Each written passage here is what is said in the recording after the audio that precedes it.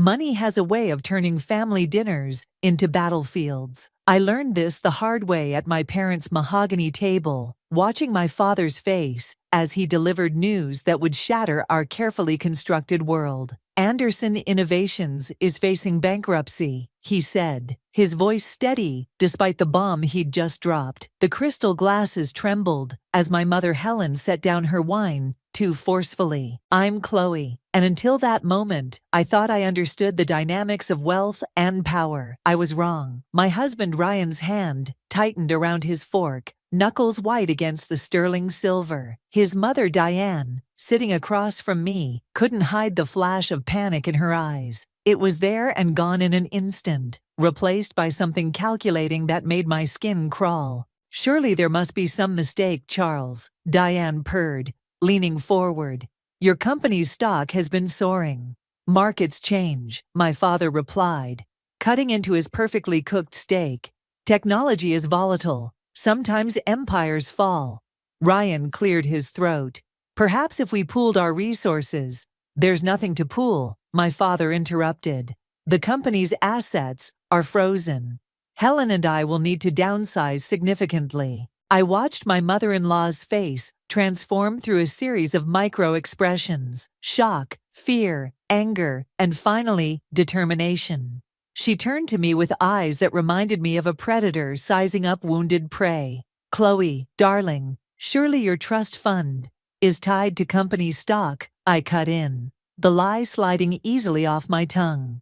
Something in my gut had been warning me about Diane's intentions for months. Now I knew why. The silence that followed was thick enough to choke on. Frank, my father-in-law, studied his plate with sudden intensity. He'd always been the quiet one, but tonight his silence spoke volumes. We're family, Ryan said finally, his voice strained. We'll figure something out. I turned to look at him, really look at him, and for the first time, I saw what I'd been refusing to see, the ambition burning behind his charm. The way his eyes darted between my father and his mother, calculating angles I couldn't yet see. Family, my father echoed, raising his glass. How fortunate we are to have such devoted relatives in times of crisis. The word devoted carried weight I couldn't quite decipher, but something in his tone made me sit straighter. I'd inherited more than just his green eyes. I had his instinct for reading people. And right now, every nerve ending was firing warnings. When did you first notice signs of trouble? Diane pressed, abandoning pretense. My father smiled, but it didn't reach his eyes.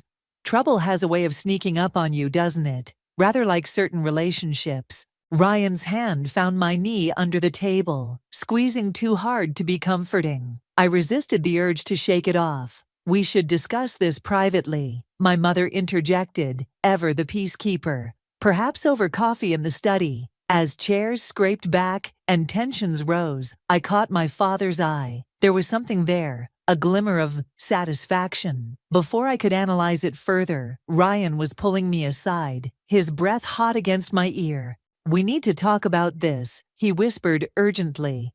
About our future. I nodded. But my mind was already racing ahead, connecting dots I hadn't even known existed.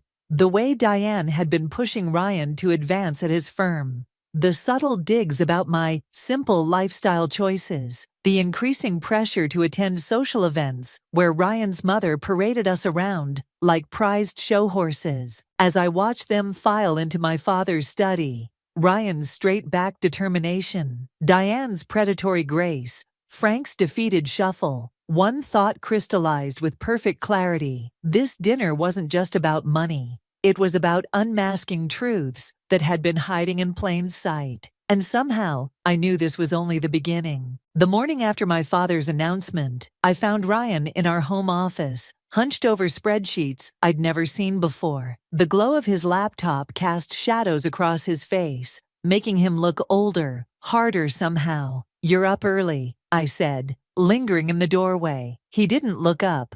Someone has to figure this out. Your father's company employs thousands of people. Did you know that? The accusation in his tone made my spine stiffen. Of course I know that. Then why aren't you more worried? His fingers drummed against the desk. We need to talk to your father about accessing your trust fund. No. Now he did look up, his charm slipping just enough to reveal something uglier underneath. This isn't the time for your independent woman routine, Chloe. Routine? The word tasted bitter. Is that what you think it is?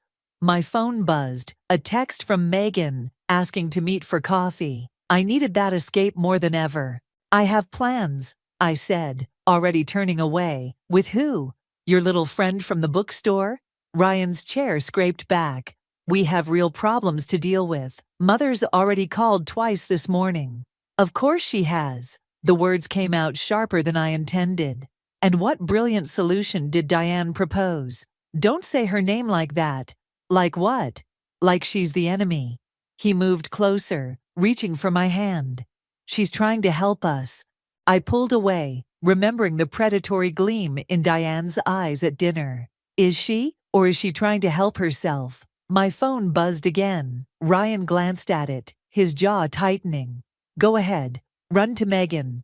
But we're having this conversation when you get back. The coffee shop was busy, but Megan had claimed our usual corner table. One look at my face, and she pushed her untouched muffin toward me. That bad?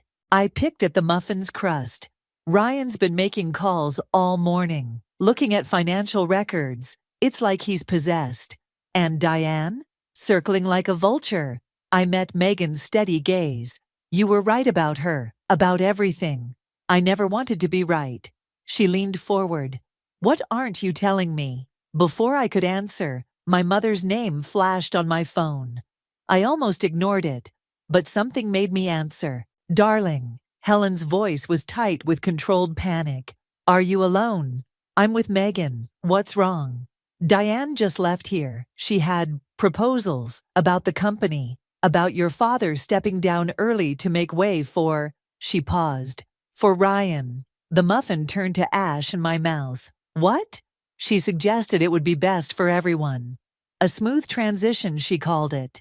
Keep it in the family. My laugh sounded hollow, even to my own ears. Ryan's been in corporate law for 3 years. He knows nothing about running a tech company. I don't think that matters to them, sweetheart. My mother's voice softened. There's something else. Your father, he seemed almost amused by the whole thing, like he was watching a play he'd already seen. The pieces started shifting in my mind, forming a different picture. I have to go. Megan caught my arm as I stood. Whatever you're thinking of doing, I'm not doing anything, I said. But we both knew it was a lie. I just need to understand what game everyone's playing. And when you do, I thought about Ryan's changed face in the morning light, about Diane's calculated concern, about my father's subtle smile at dinner. Then I'll decide if I want to keep playing at all. Walking home, my phone lit up with texts from Ryan. Mother's coming over for dinner. We need to present a united front. This is about our future, Chloe. Our future. I stopped walking, watching a couple argue silently through a restaurant window. Their gestures were familiar, his insistent, hers defensive. I wondered if they too were discovering that love wasn't enough when trust started crumbling. I typed back one word, fine, let them come. Let them show their hands. I had a feeling my father wasn't the only one testing loyalties, and maybe it was time I started my own game.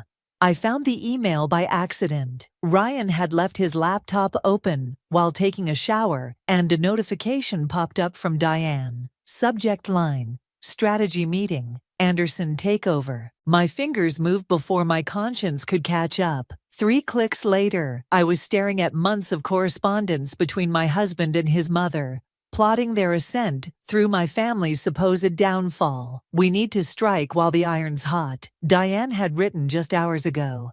Charles is vulnerable. If we can get Chloe to convince him about the trust fund.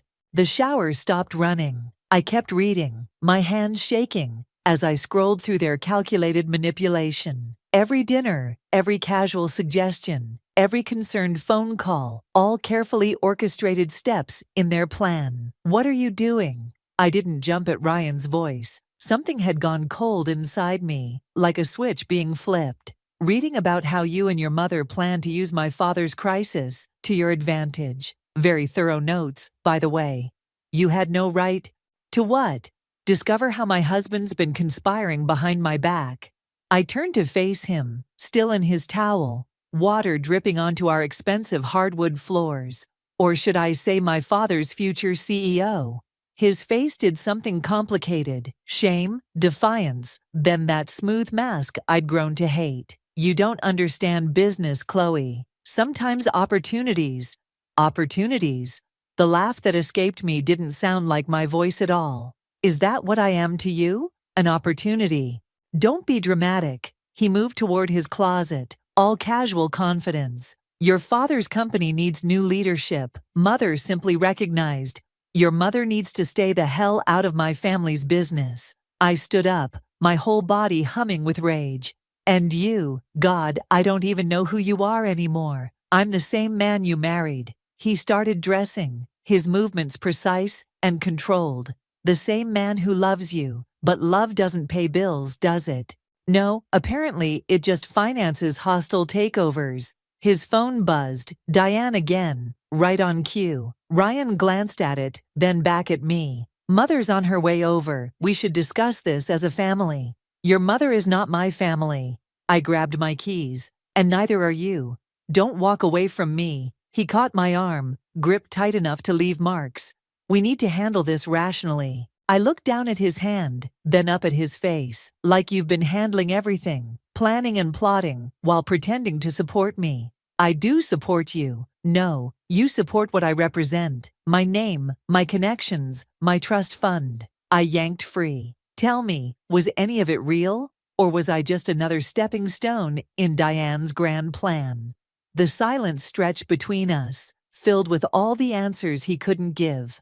His phone buzzed again, insistent. You should get that, I said quietly.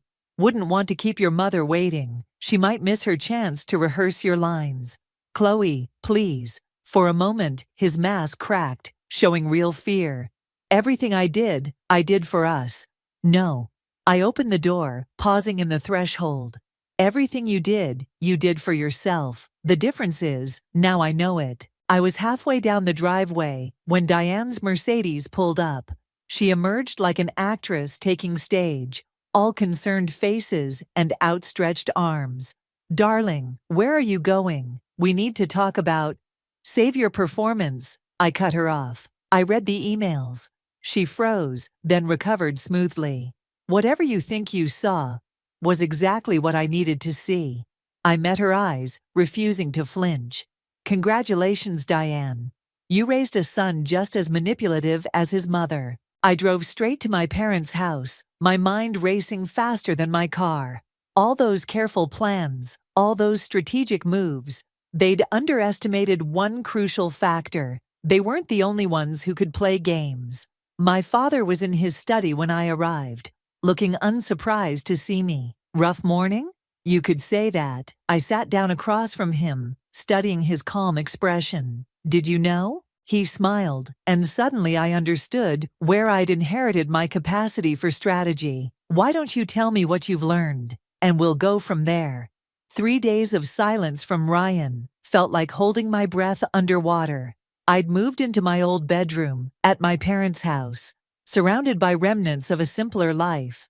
Debate team trophies, dog-eared books, photos of a younger me who still believed in fairy tales. The doorbell rang just as I was boxing up my wedding photos. Mother's voice drifted up the stairs, followed by Frank's distinctive shuffling steps. Not the Mitchell I'd expected. I found them in the sitting room. Frank looking smaller than I remembered, his shoulders curved inward like he was bracing for impact. Chloe. He twisted his wedding ring, a nervous habit I'd noticed before. I came without Diane's knowledge. Mother touched my arm. I'll give you two some privacy.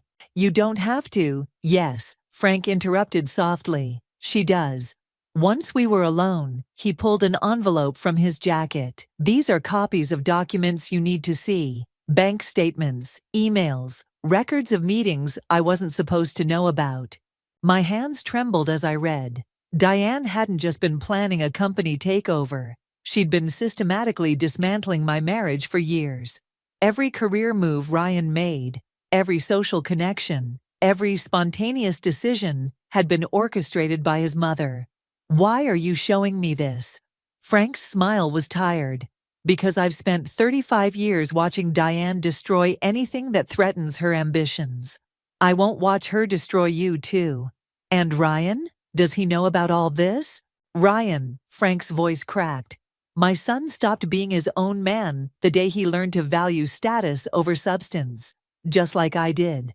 My phone buzzed, Ryan's name lighting up the screen.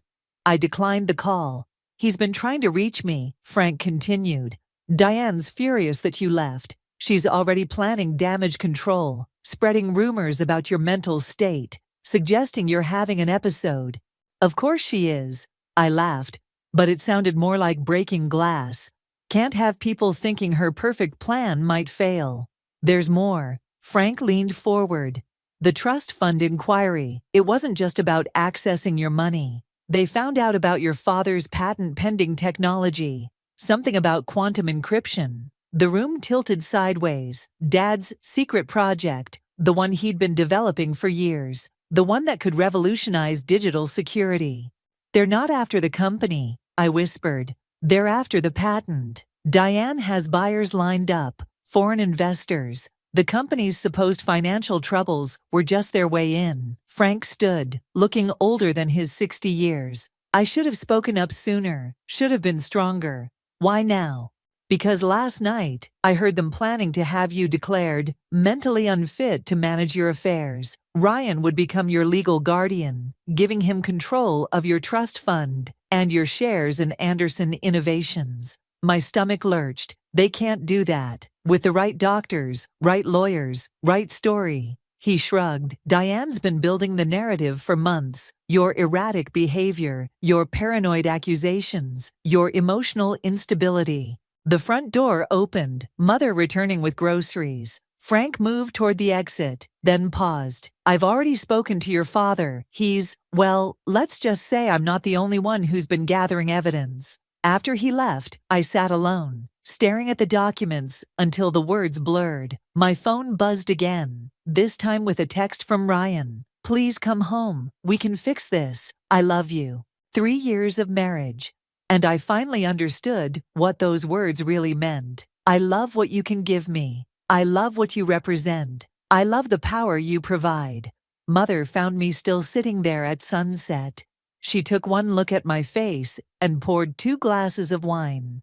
"You know," she said carefully, "sometimes the bravest thing isn't fighting back. Sometimes it's knowing when to walk away." I touched the documents Frank had brought, thinking of Ryan's text, of Diane's schemes, of everything I thought I knew about love and loyalty. "No," I said finally. "Sometimes the bravest thing is fighting back exactly when they expect you to walk away." The charity gala sparkled with artificial warmth, crystal chandeliers, casting shadows over faces I'd known my whole life. I hadn't planned to come, but Father insisted. "Keep your enemies closer," he'd said with that cryptic smile I was starting to understand. Diane held court near the champagne fountain, her red dress a splash of blood against the cream-colored walls. Ryan stood beside her, playing the dutiful son, though his eyes kept finding me across the room. "Darling," Diane's voice carried over the murmur of conversation. "We've missed you terribly, haven't we, Ryan?" The crowd parted like water. I felt their stares, heard their whispers. Poor Chloe Anderson, having a breakdown. Such a shame about her family's troubles. "Mother," Ryan stepped forward, reaching for my hand. I pulled back. "Don't." The word came out sharper than I intended. Heads turned. Diane's smile never wavered. "You're looking rested. The time away has clearly done you good. Though I do worry about you, alone in that big house with your parents, especially given their current situation." "My parents are fine." "Of course they are." She touched my arm, her fingers cold. "But there's no shame in seeking help when one's mental health is suffering." Ryan's been beside himself with concern. The room tilted slightly, so this was her play, setting the stage, building her narrative. I caught Frank's eye across the room. He looked away. "Actually," I said, loud enough for nearby guests to hear, "I've been quite busy." Did you know Father's new encryption patent is generating quite a buzz? Several international buyers have expressed interest. Diane's fingers tightened on my arm. Patents? I wasn't aware Charles was still developing anything. Oh yes, revolutionary technology apparently. Though you'd know all about that, wouldn't you, given your recent meetings with certain investors? The color drained from her face. Behind her, Ryan went very still. I don't know what you're implying. No? I extracted myself from her grip. Funny, because I have emails suggesting otherwise. Would you like me to share them with the board members here tonight? You're obviously unwell, she said loudly. Ryan, darling, perhaps you should take your wife home before she embarrasses herself further. The only embarrassment, I replied, matching her volume, is how transparent your schemes have become.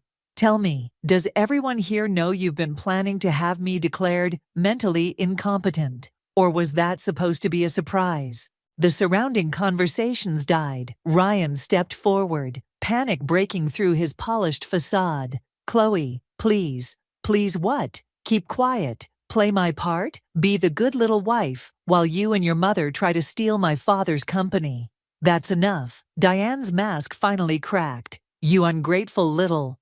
Ungrateful, I laughed, the sound echoing off crystal and marble. For what? The manipulation, the gaslighting, or the way you've turned my husband into your puppet? Well, how dare you? No, how dare you? I turned to the stunned crowd.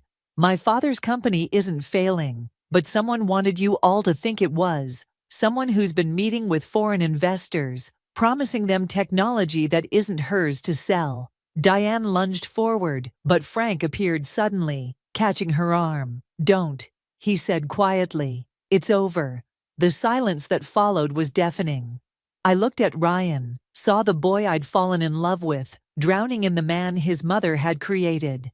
I filed for divorce this morning, I said softly. You can stop pretending now. As I walked away, Diane's voice chased me. You'll regret this. When you're alone with nothing but your pride, better alone with my pride, I called over my shoulder, than trapped in your web of lies. Outside, the night air hit like a slap.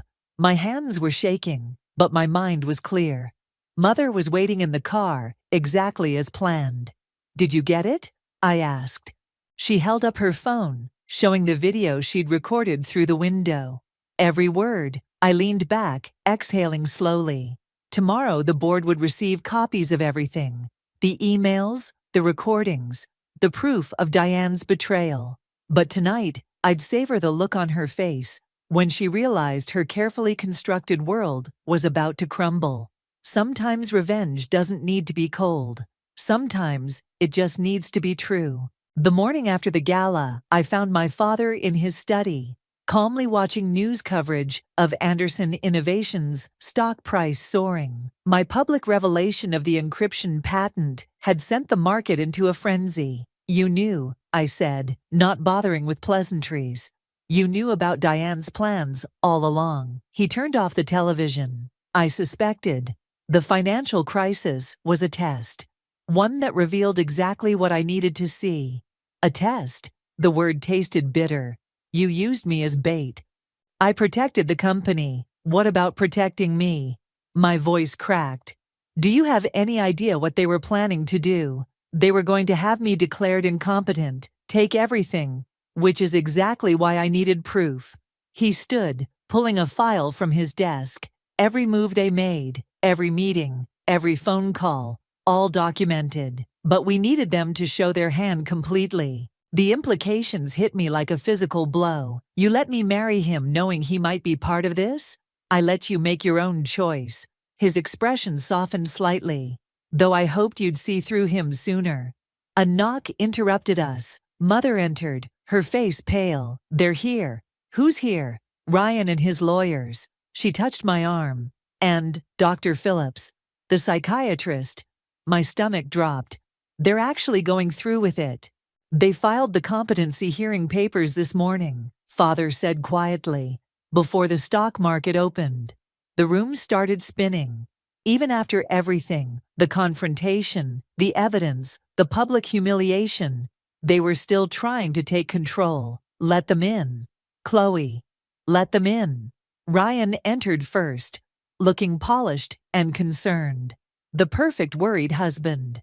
2 lawyers followed, then Dr. Phillips, and finally Diane, wearing victory like expensive perfume. "This is for your own good," Ryan said softly. "You're not well, sweetheart. The scene you caused last night was the truth." I met his gaze steadily. Every word. "You accused your mother-in-law of corporate espionage in front of half of Boston's elite." Dr. Phillips made a note on his pad. "Along with paranoid delusions about foreign investors and patent theft." Interesting choice of words, Father interrupted, considering the meeting Diane had last week with certain Chinese technology firms. Diane's smile flickered. "I don't know what you're implying." "No implications." He opened the file on his desk.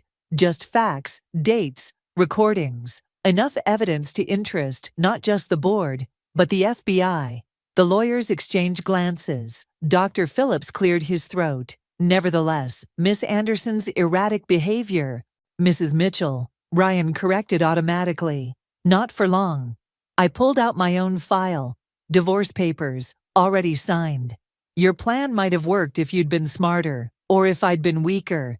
"You can't prove anything," Diane snapped, mask finally cracking. "Actually," Frank's voice came from the doorway, making everyone turn. "She can, and I'm here to make sure she does." He walked in slowly, placing a USB drive on Father's desk. "Everything, Charles. Every meeting, every plan, every conversation. I may have been a coward in my marriage, but I won't let you destroy my son's soul like you destroyed mine." Ryan stared at his father, color draining from his face. "Dad, I'm sorry, son." Frank's voice was gentle. "But this has to end." The next few minutes blurred, lawyers muttering urgently, Dr. Phillips making excuses to leave, Diane's carefully constructed facade crumbling into desperate threats. But I couldn't look away from Ryan's face as he finally understood.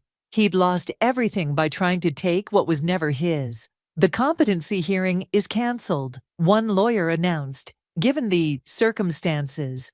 "And the divorce?" I asked. "Will be uncontested." He glanced at Ryan. "Unless—" "No," Ryan said quietly. "No contest." They filed out slowly, leaving only the heavy silence of endings. Father touched my shoulder. "It's over." But it wasn't. Not really. Because now I had to face the hardest truth. Everyone I'd trusted had been playing their own game. Even my own father. Was any of it real? I asked the empty room. Or were we all just pieces on someone else's board? No one answered. Maybe that was an answer in itself. The Anderson Innovations Board meeting room felt like a courtroom, with 12 pairs of eyes watching me take my seat. Ryan and Diane sat opposite, their lawyers flanking them like guards. Father occupied his usual place at the head of the table, his expression unreadable. "Before we begin," Diane's lawyer started, "my clients would like to propose a settlement." "No." I placed a single USB drive on the polished table. "No more deals, no more negotiations. Today we're going to watch something interesting." Ryan shifted uncomfortably.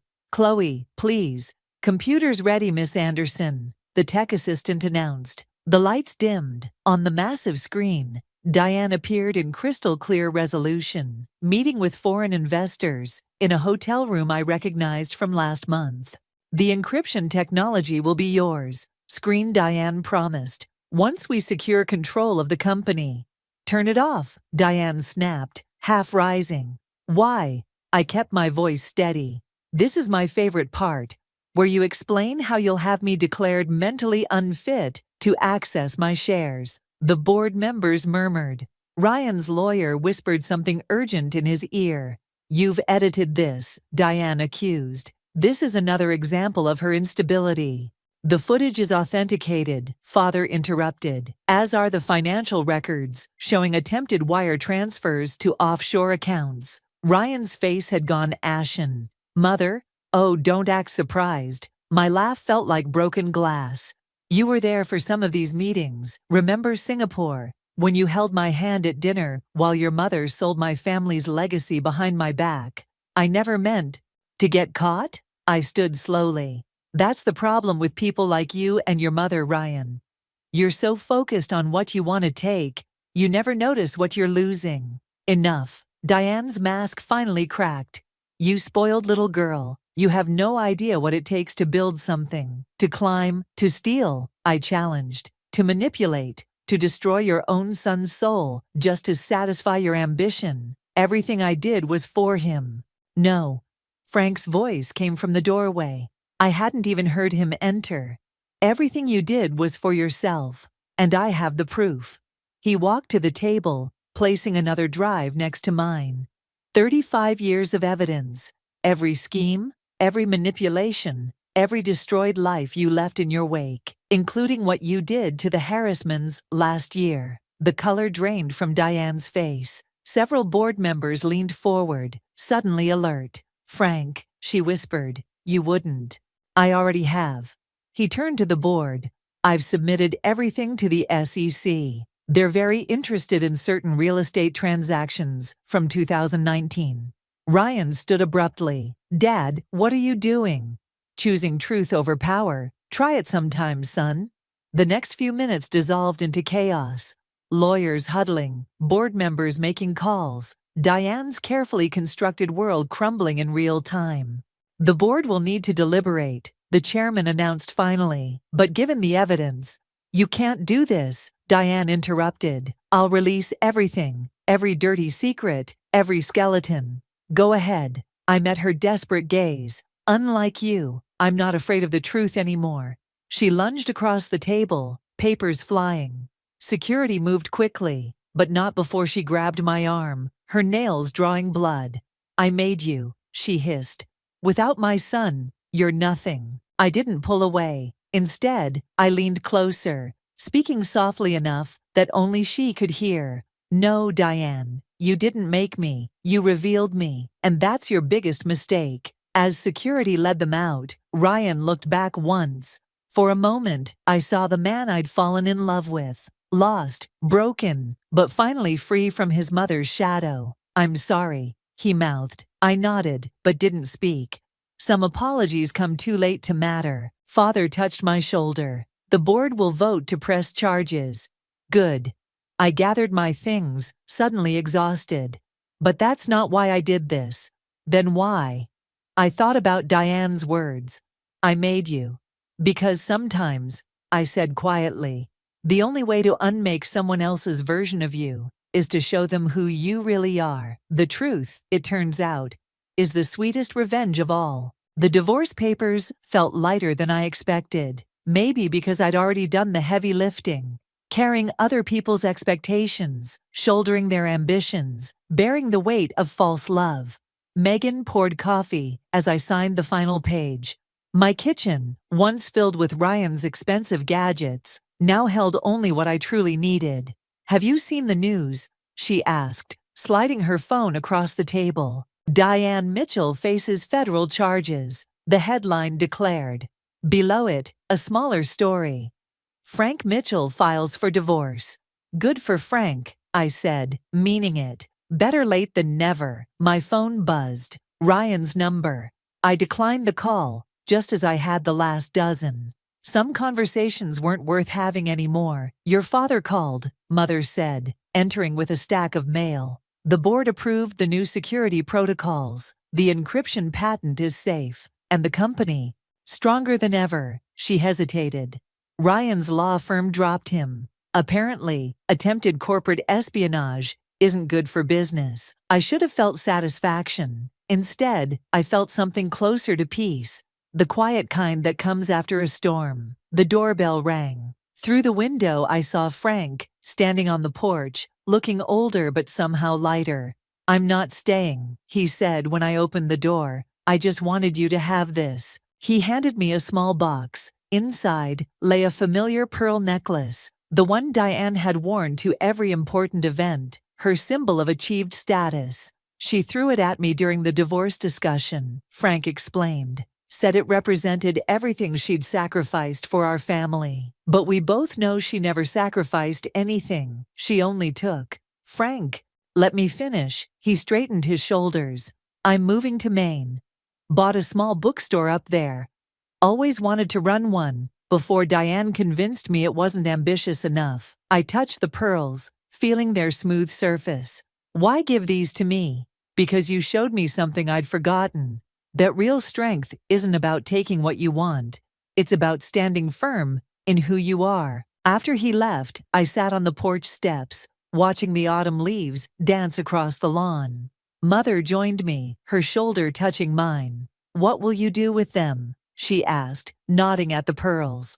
I thought about Diane, about how desperately she'd chased symbols of success, turning her son into a reflection of her own ambitions. There's a women's shelter downtown, I said. They help people rebuild their lives. Maybe these can fund someone else's fresh start.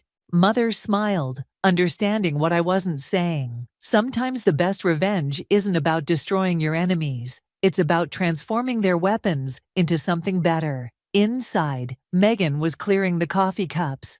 Ready for dinner, that new bistro opened downtown. Actually, I interrupted. I thought we could cook here, something simple. She paused, then grinned. Like those terrible pancakes we used to make in college? Exactly like that. As we gathered ingredients, I caught my reflection in the window. No designer clothes, no careful makeup, no pretense. Just me, finally comfortable in my own skin. My phone buzzed one last time. A text from Ryan. I never deserved you. I deleted it without responding. He was right. But that wasn't the point anymore. The point was that I'd finally learned to deserve myself.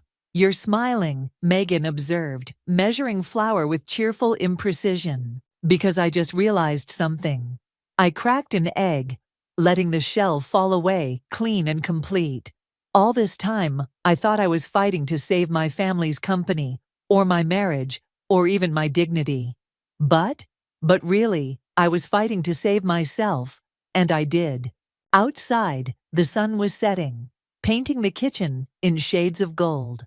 Somewhere across town, Diane was facing the consequences of her actions. Somewhere in Maine, Frank was starting over. And here, in this kitchen that was finally truly mine, I was doing what I should have done years ago, living life on my own terms, making a mess, and not apologizing for any of it.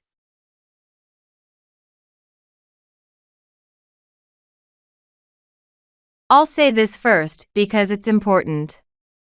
Give me all the money. Huh? Money?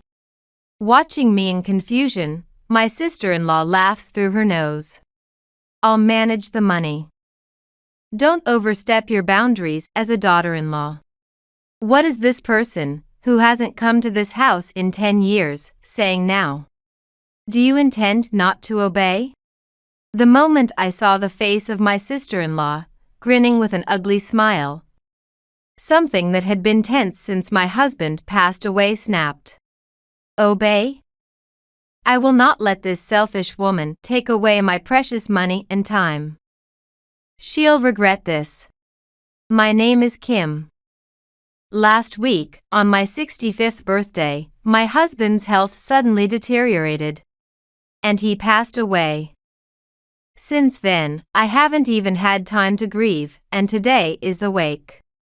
I stare intently at the smiling portrait of my husband. I never imagined something like this happening.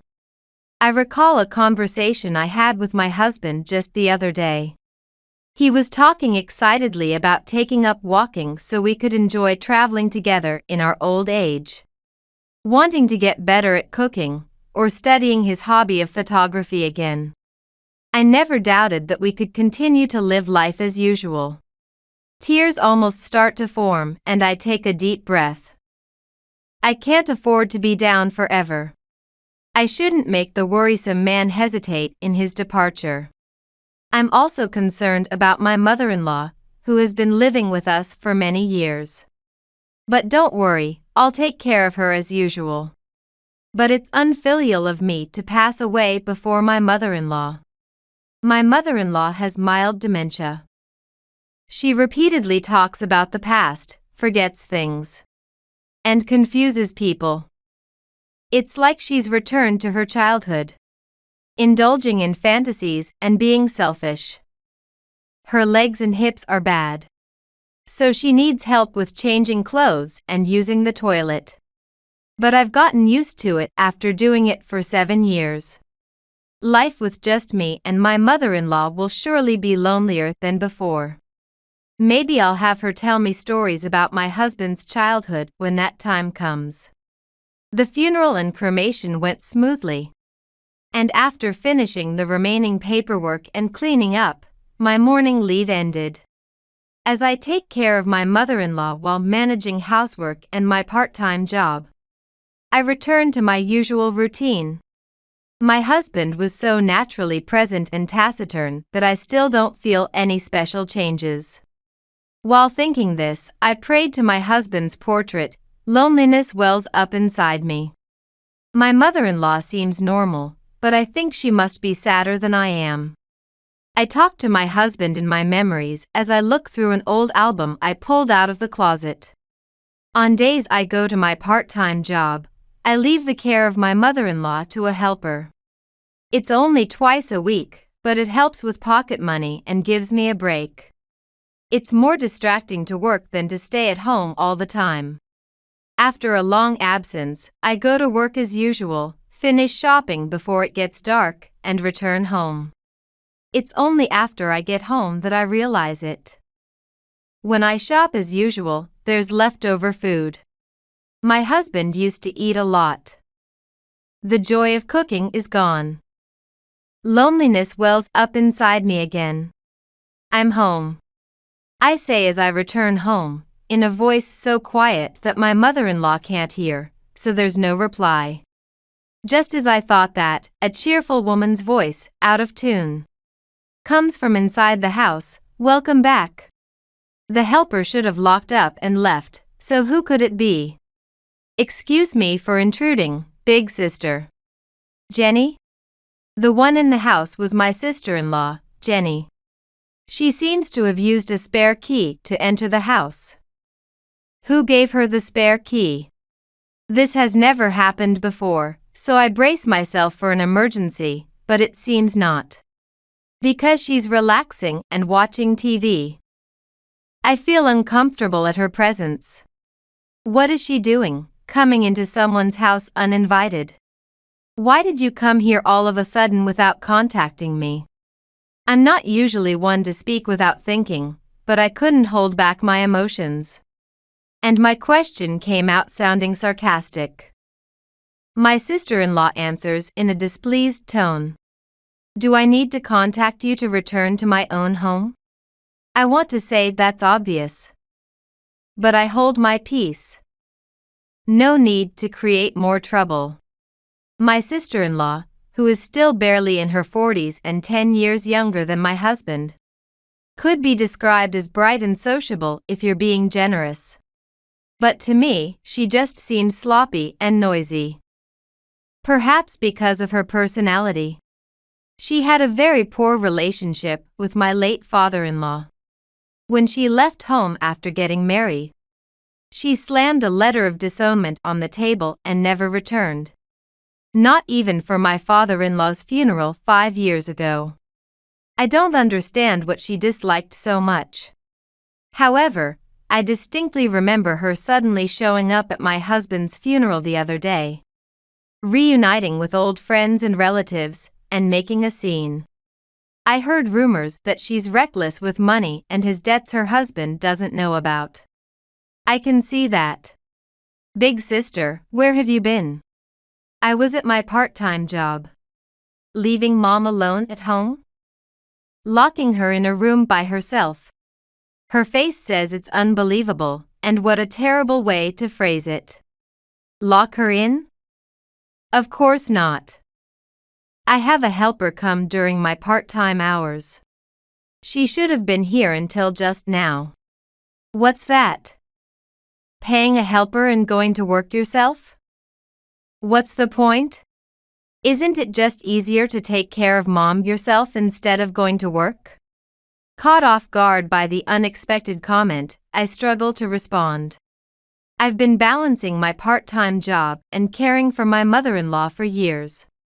After all, she's the one who left home with disdain in her youth. Noticing my displeased expression, my sister-in-law lets out an exaggerated sigh. I thought it must be hard for you since Big Brother is gone, and here you are going to work already. Kim, you're really cold-hearted. Leaving mom's care to someone else. You don't want to be at home that much? Huh? She looks at me with cold eyes, further accusing me as I become flustered. Big Brother would be sad to hear this. Abandoning your duties as a wife, that's terrible treatment. Why do I have to be told this? Anger starts to well up in me. I'm trying to accept the reality of living without my husband. Would she be satisfied if I just stayed at home and cried? Now that Big Brother is gone, I'm worried about leaving this house and mom to you, the daughter-in-law. I tilt my head.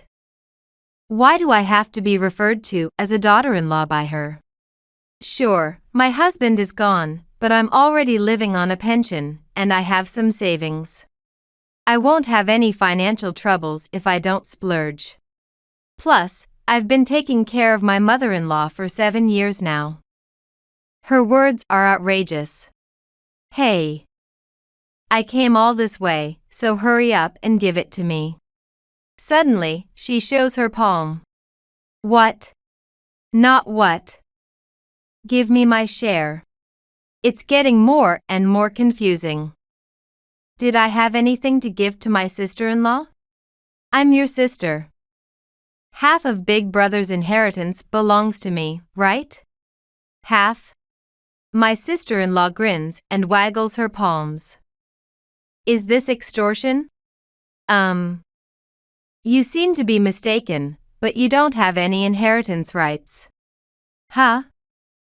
What do you mean? What do I mean?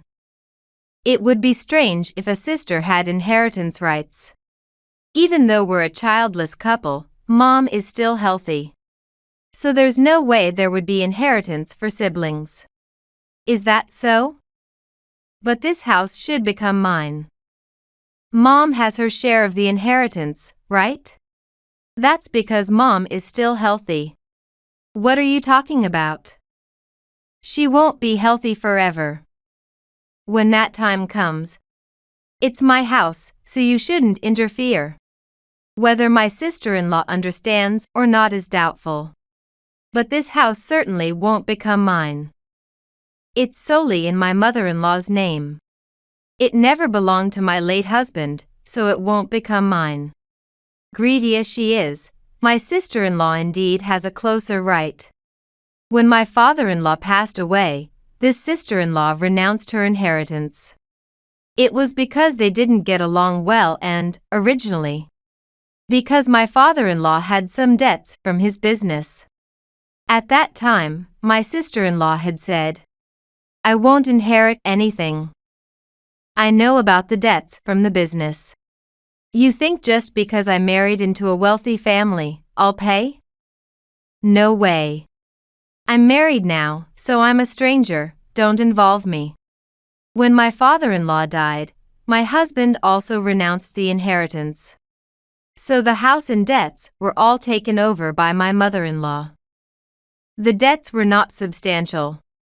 And later my husband managed to repay them on behalf of his mother. Anyway, with my husband's passing, there's no right of inheritance for my sister-in-law. As I patiently explain this, my sister-in-law grows increasingly displeased. Then, my mother-in-law called me from her room. Perhaps it was time for the restroom. I informed my sister-in-law and headed to my mother-in-law's room. After assisting with the restroom, we returned to the living room together. And by then, my sister-in-law had disappeared. Suddenly feeling something was off, I looked around the room and noticed that several of the antique vases that my mother-in-law had been collecting and treasuring for years were missing. Since when? I hadn't seen the scene, but I could only think that my sister-in-law took them. What in the world is going on? After ranting as much as she wanted and realizing she had no inheritance, did she steal my mother-in-law's collection as retaliation? I don't want to suspect her, but there's no one else. Kim? What's wrong? My mother-in-law noticed something was off and asked. I forced a smile to avoid worrying her. Just now, Jenny was here. It seems she's worried about us, you and me. I wrapped my response in thick sugarcoating. But my mother-in-law seemed to see right through it.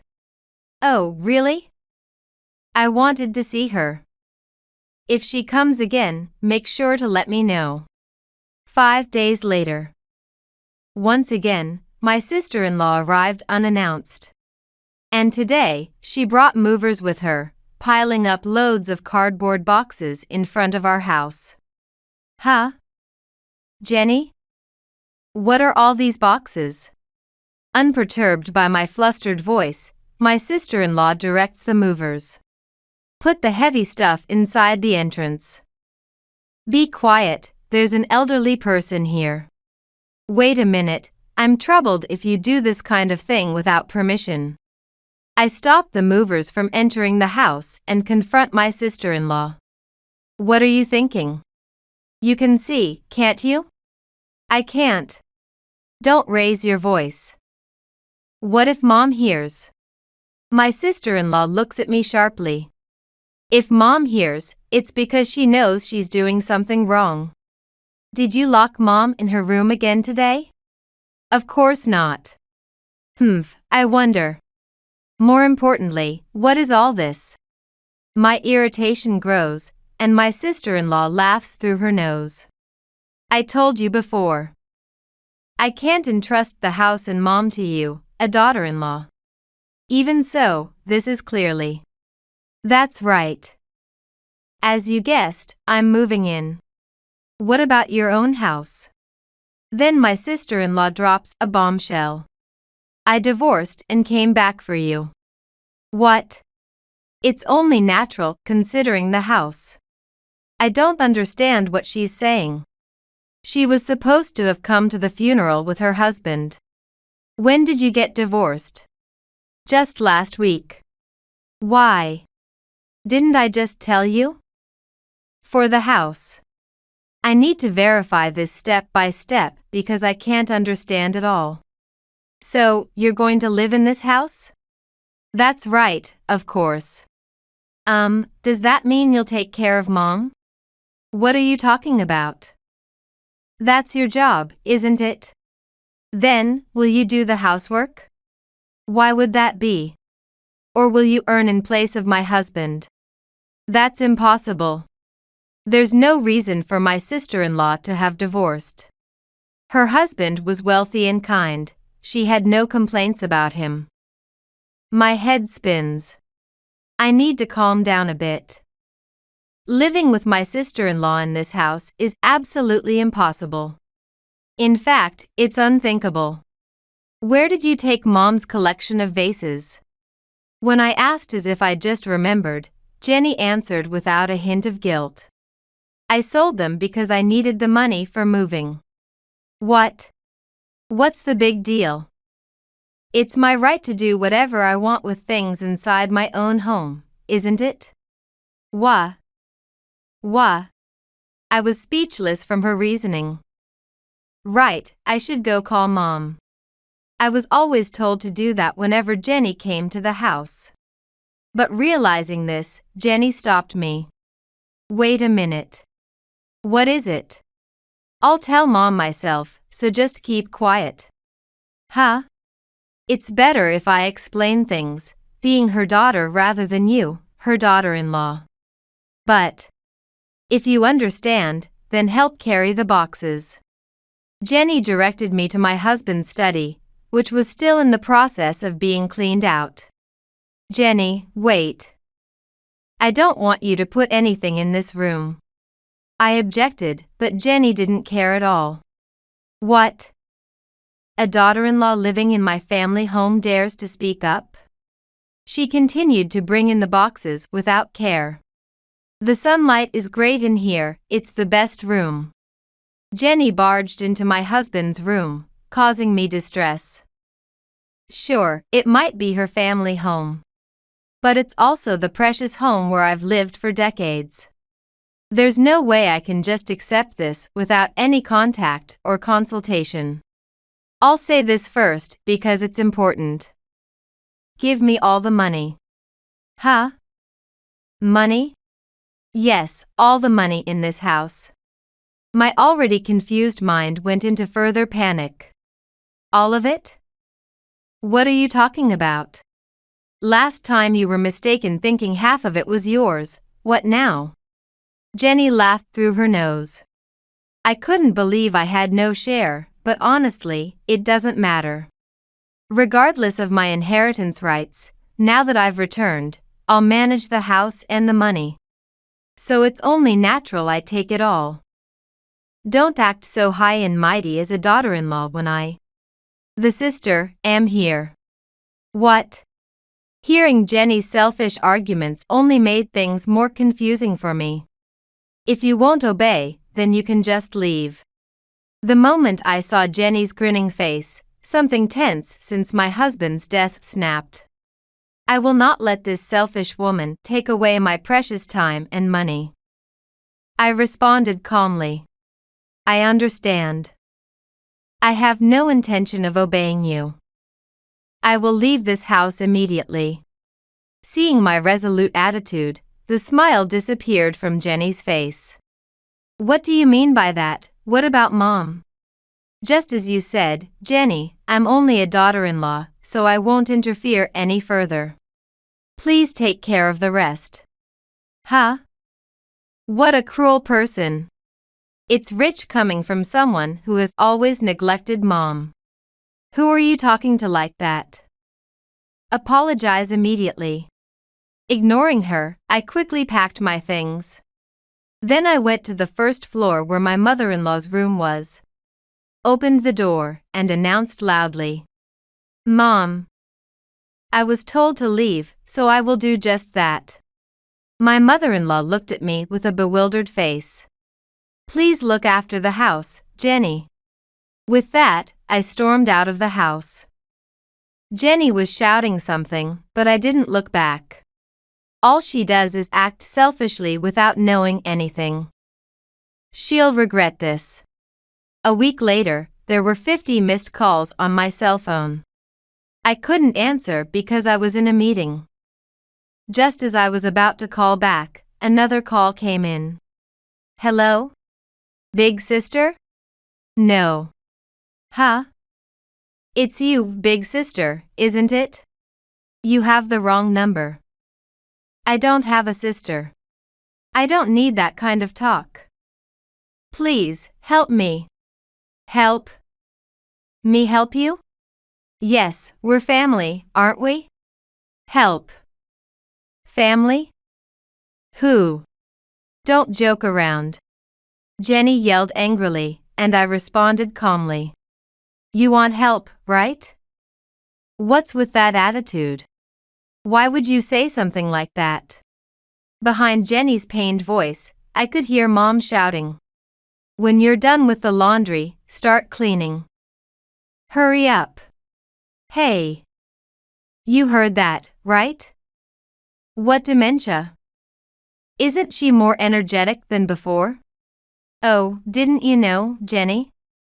Mom's dementia has gotten much better. What? Well, you wouldn't know, would you? You've been avoiding Mom for years. I'm not avoiding her. Several years ago, my mother-in-law had severe dementia that led to delusions, fits of anger, and messing up rooms, to the point where she would leave the house on her own and get lost. It was a tough time. Alone, I couldn't stop her. And it took both my husband and me to bring her back home. After that, she injured her leg and couldn't walk well, which added stress for everyone in the family. Ever since the helper suggested it, she's been playing online games daily. Online games? Yes. They seem to suit her, and her dementia has improved significantly. She's not just cooped up in her room, she's playing games. Before I knew it, she had returned to her old routine of living a regular life, which makes me happy. Games, really? I thought it was easy because she was quiet in her room. But she calls me incessantly, acts spoiled, lectures me, it's really tough.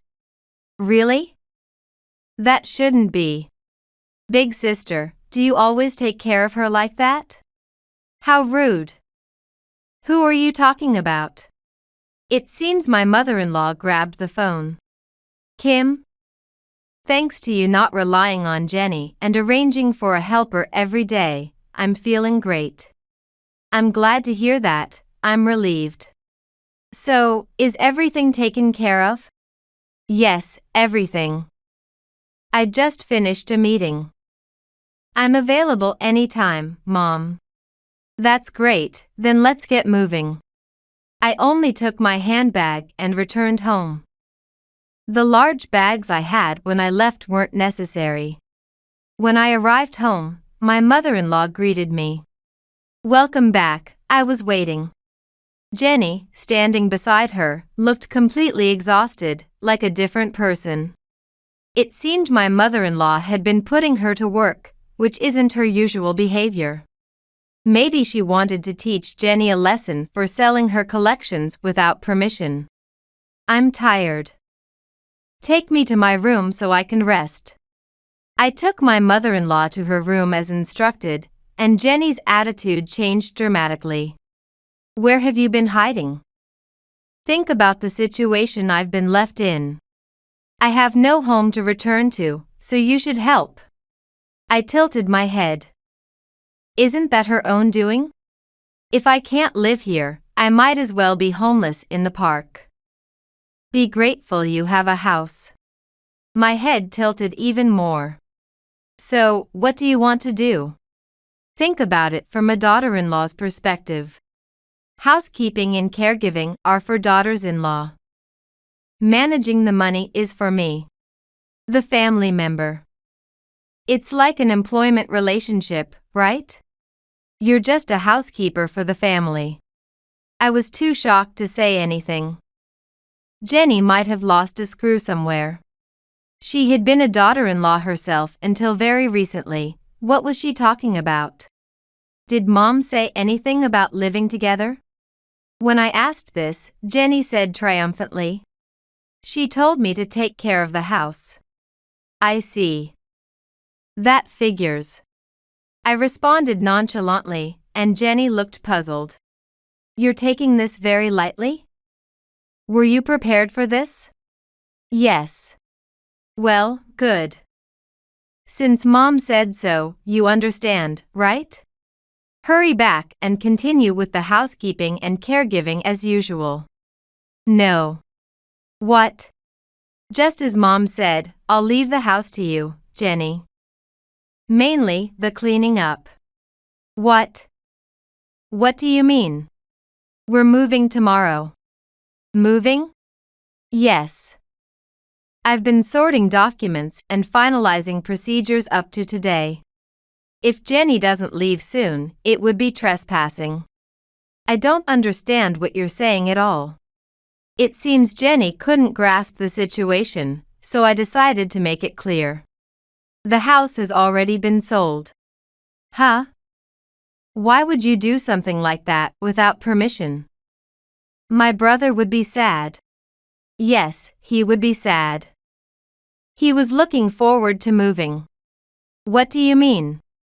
That brother also agreed to sell the house. What? We bought a condo for seniors.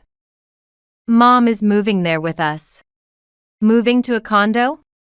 Of course, considering their future, a condo with better facilities for the elderly. And barrier-free design is more suitable than an old house with a cumbersome yard. It's better to live comfortably for the rest of their lives, right? That's what my husband said. So my mother-in-law and I agreed. We never imagined we would be gone. I wasn't informed. Huh? This is my family home. It's strange not to check with me. The owner of this house is Mom. We don't need permission from a mere squatter. Actually, that was a bit harsh. Jenny is still one of the presumptive heirs, so she is a stakeholder. But we thought it would be more trouble to involve her. Mom might have mild dementia. But my husband was entrusted with managing the assets through a family trust. And he sold the house. This house already belongs to someone else. Jenny trembled, her face growing paler. Don't joke. Where am I supposed to live now? I've already filed for divorce. Why don't you apologize to your husband and ask for his forgiveness? It's impossible, obviously. She just said whatever she wanted when she left. Said whatever she wanted, like what? Things like he's a loser, earns a low salary, and has a bad smell from aging. The more I hear, the sorrier I feel. How could she say such things to such a kind husband? Ha! Wait a minute. So, does this mean there is no money in this house right now? That's right, almost all of it went into buying the condo.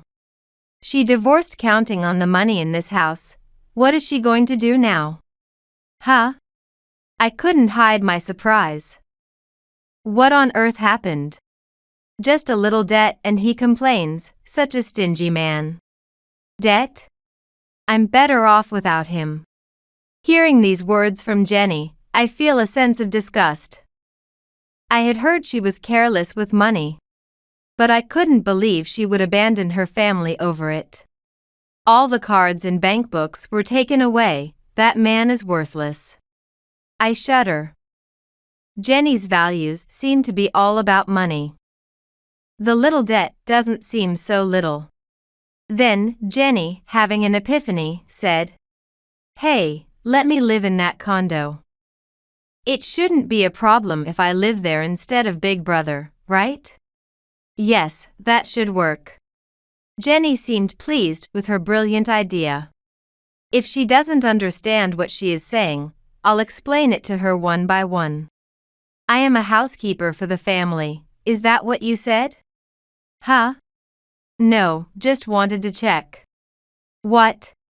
I start to speak slowly. The condo is in Mom's name, so if she says it's okay, I have nothing to say. But you want to live together in a house that is neither your family home nor anything else anymore? Huh? You also said to give you all the money. Can you say that again? Jenny's face freezes. Did I say that? You must have heard wrong. I continue with a smile. I think family should support each other. It's wrong if someone has to endure just to live. I absolutely refuse to live the rest of my life accommodating you. And I definitely won't let you use our money. Jenny seems too angry to find words to reply. She runs to Mom's room to seek help. Mom. This daughter-in-law is crazy. Mom firmly slaps Jenny's hand. My legs may be bad, but my ears are better than most. I heard everything. You've been rather high and mighty with Kim, haven't you? What? How can you say such things about another woman, about being a daughter-in-law? Unbelievable. Let me be clear. You've always been selfish, extravagant, and arrogant. There's no helping you. Mom? Aren't you going too far? I was relieved when you married a good man.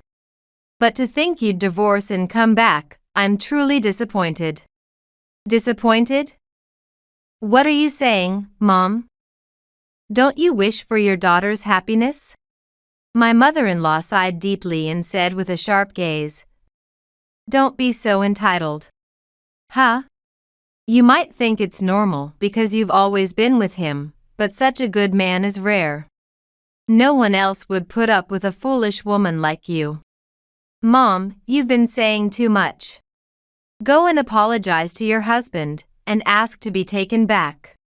That's your best chance for happiness. My happiness?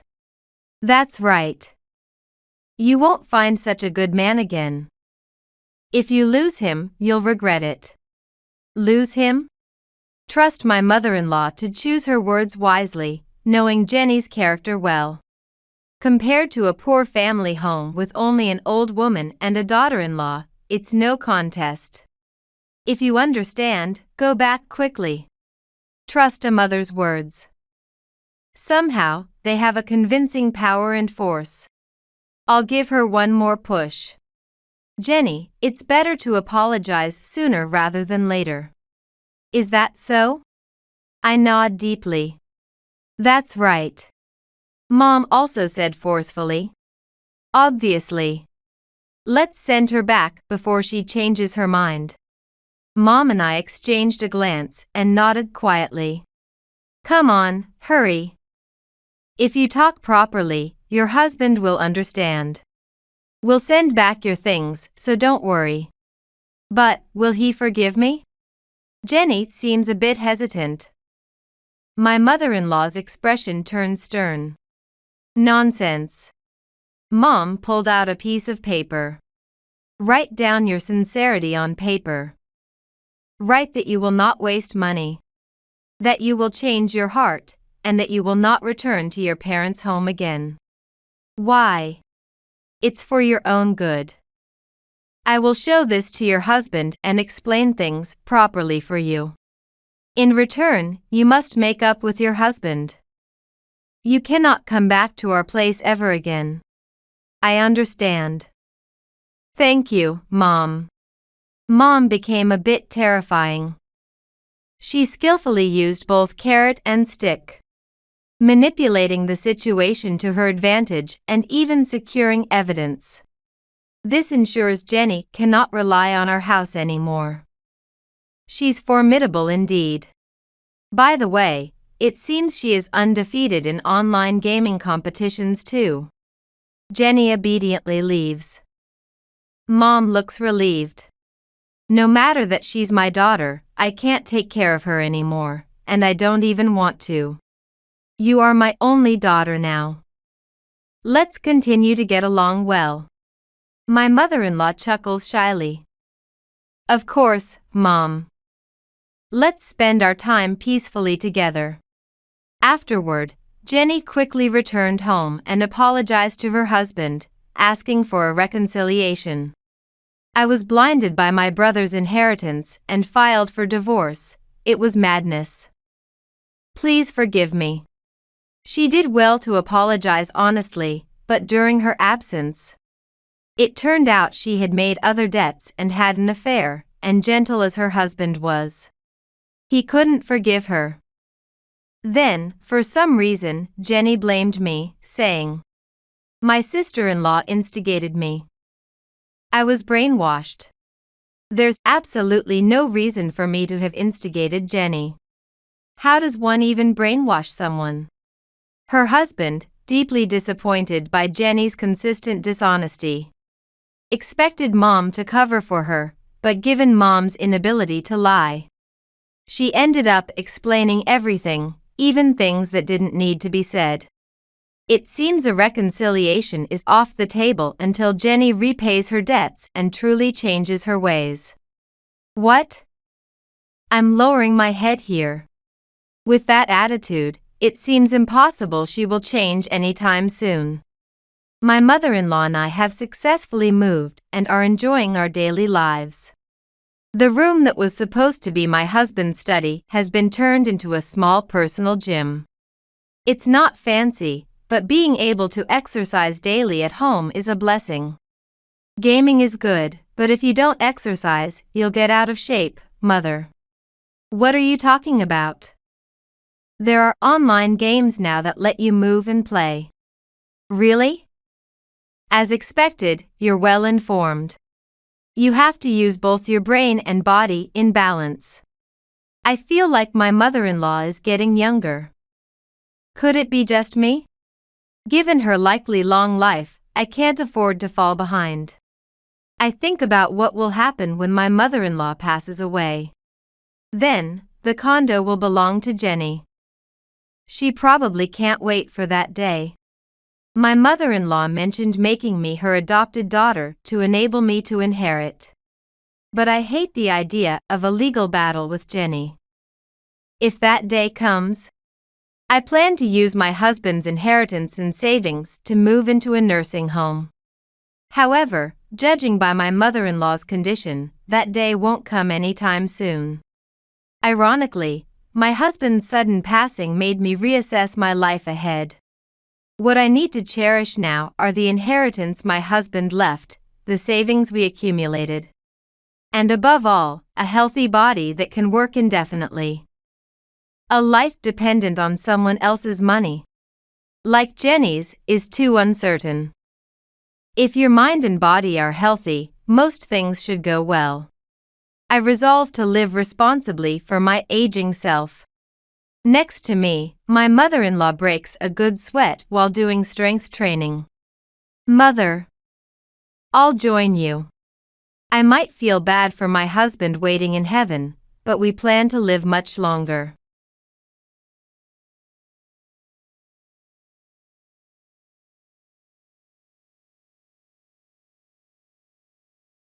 My name is Sandra Johnson. In my younger days, I wanted to become an actress and even joined a theater group. I seemed to have some talent, but realizing certain things with my ex-husband, Matt, dramatically changed my life plans. My ex-husband demanded that I give up my acting career. Faced with choosing between marriage and my dream, I grabbed the apparent dream of a woman. That was marriage in front of me. However, soon after getting married, the children I expected would not come no matter how long I waited. It wasn't until the 10th year that I finally became pregnant. Overjoyed, I couldn't hide my happiness, and bought a cake to celebrate once Matt returned home. However, who could have imagined that what was supposed to be the best night would turn into the worst? Matt came home tired and showed me a divorce paper with his name, Matt Ford, written on it. What's this? I want a divorce. I can't continue to live with you anymore. Despite finally getting pregnant at 41, all my joy was blown away. And all I could see was the sad reality. Why all of a sudden? It's not sudden. I've been thinking about this for a long time. Why? Just divorce me. No matter how much I asked for the reason, Matt would not disclose it. I'm sorry. Those were Matt's last words to me. In the end, I became single without even telling him about the pregnancy. But having my child with me might have been what allowed me to endure. 5 years later, without remarrying, as a single mother, I found immense joy in having a child. The child was a girl, and her smile was angelic. Sarah. Thank you for being born. Mommy is so happy because you are here. Every day is a struggle, but I never thought being a mother could be this joyful. Then, one day, I encountered someone I wished not to see. It was Matt, my ex-husband from 5 years ago. I didn't recognize him until he spoke because he looked so different. Hey, long time no see. Huh? What's that, huh? It's me. Your former husband, Matt. His appearance had changed drastically from the serious company employee he once was to something akin to a punk. Matt. Really? You've changed a lot. So what? Like I've gotten younger, huh? Yeah, maybe. It seemed more like he'd gotten foolish rather than younger. Why? Next to Matt was a young woman clinging to his arm. She seemed to be in her late 20s, while Matt was supposed to be 45, like me. This meant she was over 20 years younger than him. The woman laughed mockingly and asked, "Who is this?" "Oh, this is my ex-wife. You know, the one from that time." "I see, from that time." "Wait, you mean you had another wife at that time?"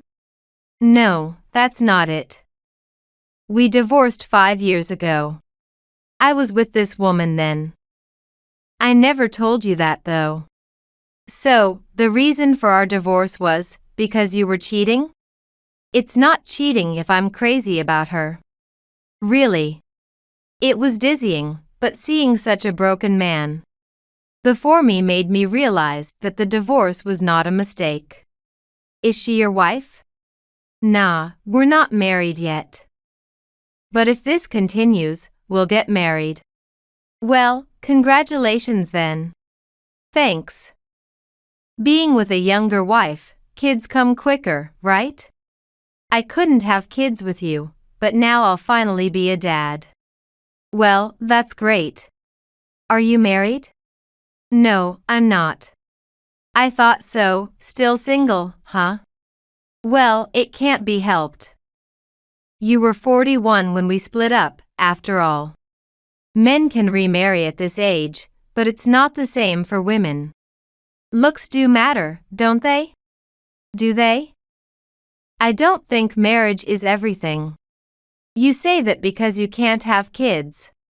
Watching Matt, he seemed desperate to keep up with his younger partner. It was clearly a strain for him. "Since you can't have kids, it's better not to marry, right? It's a scam if you marry and can't have kids." "I do have a child." "What? You had a kid without being married?" "It costs money to raise a kid. Must be ugly and stupid, especially one from an old mother." "That's not true."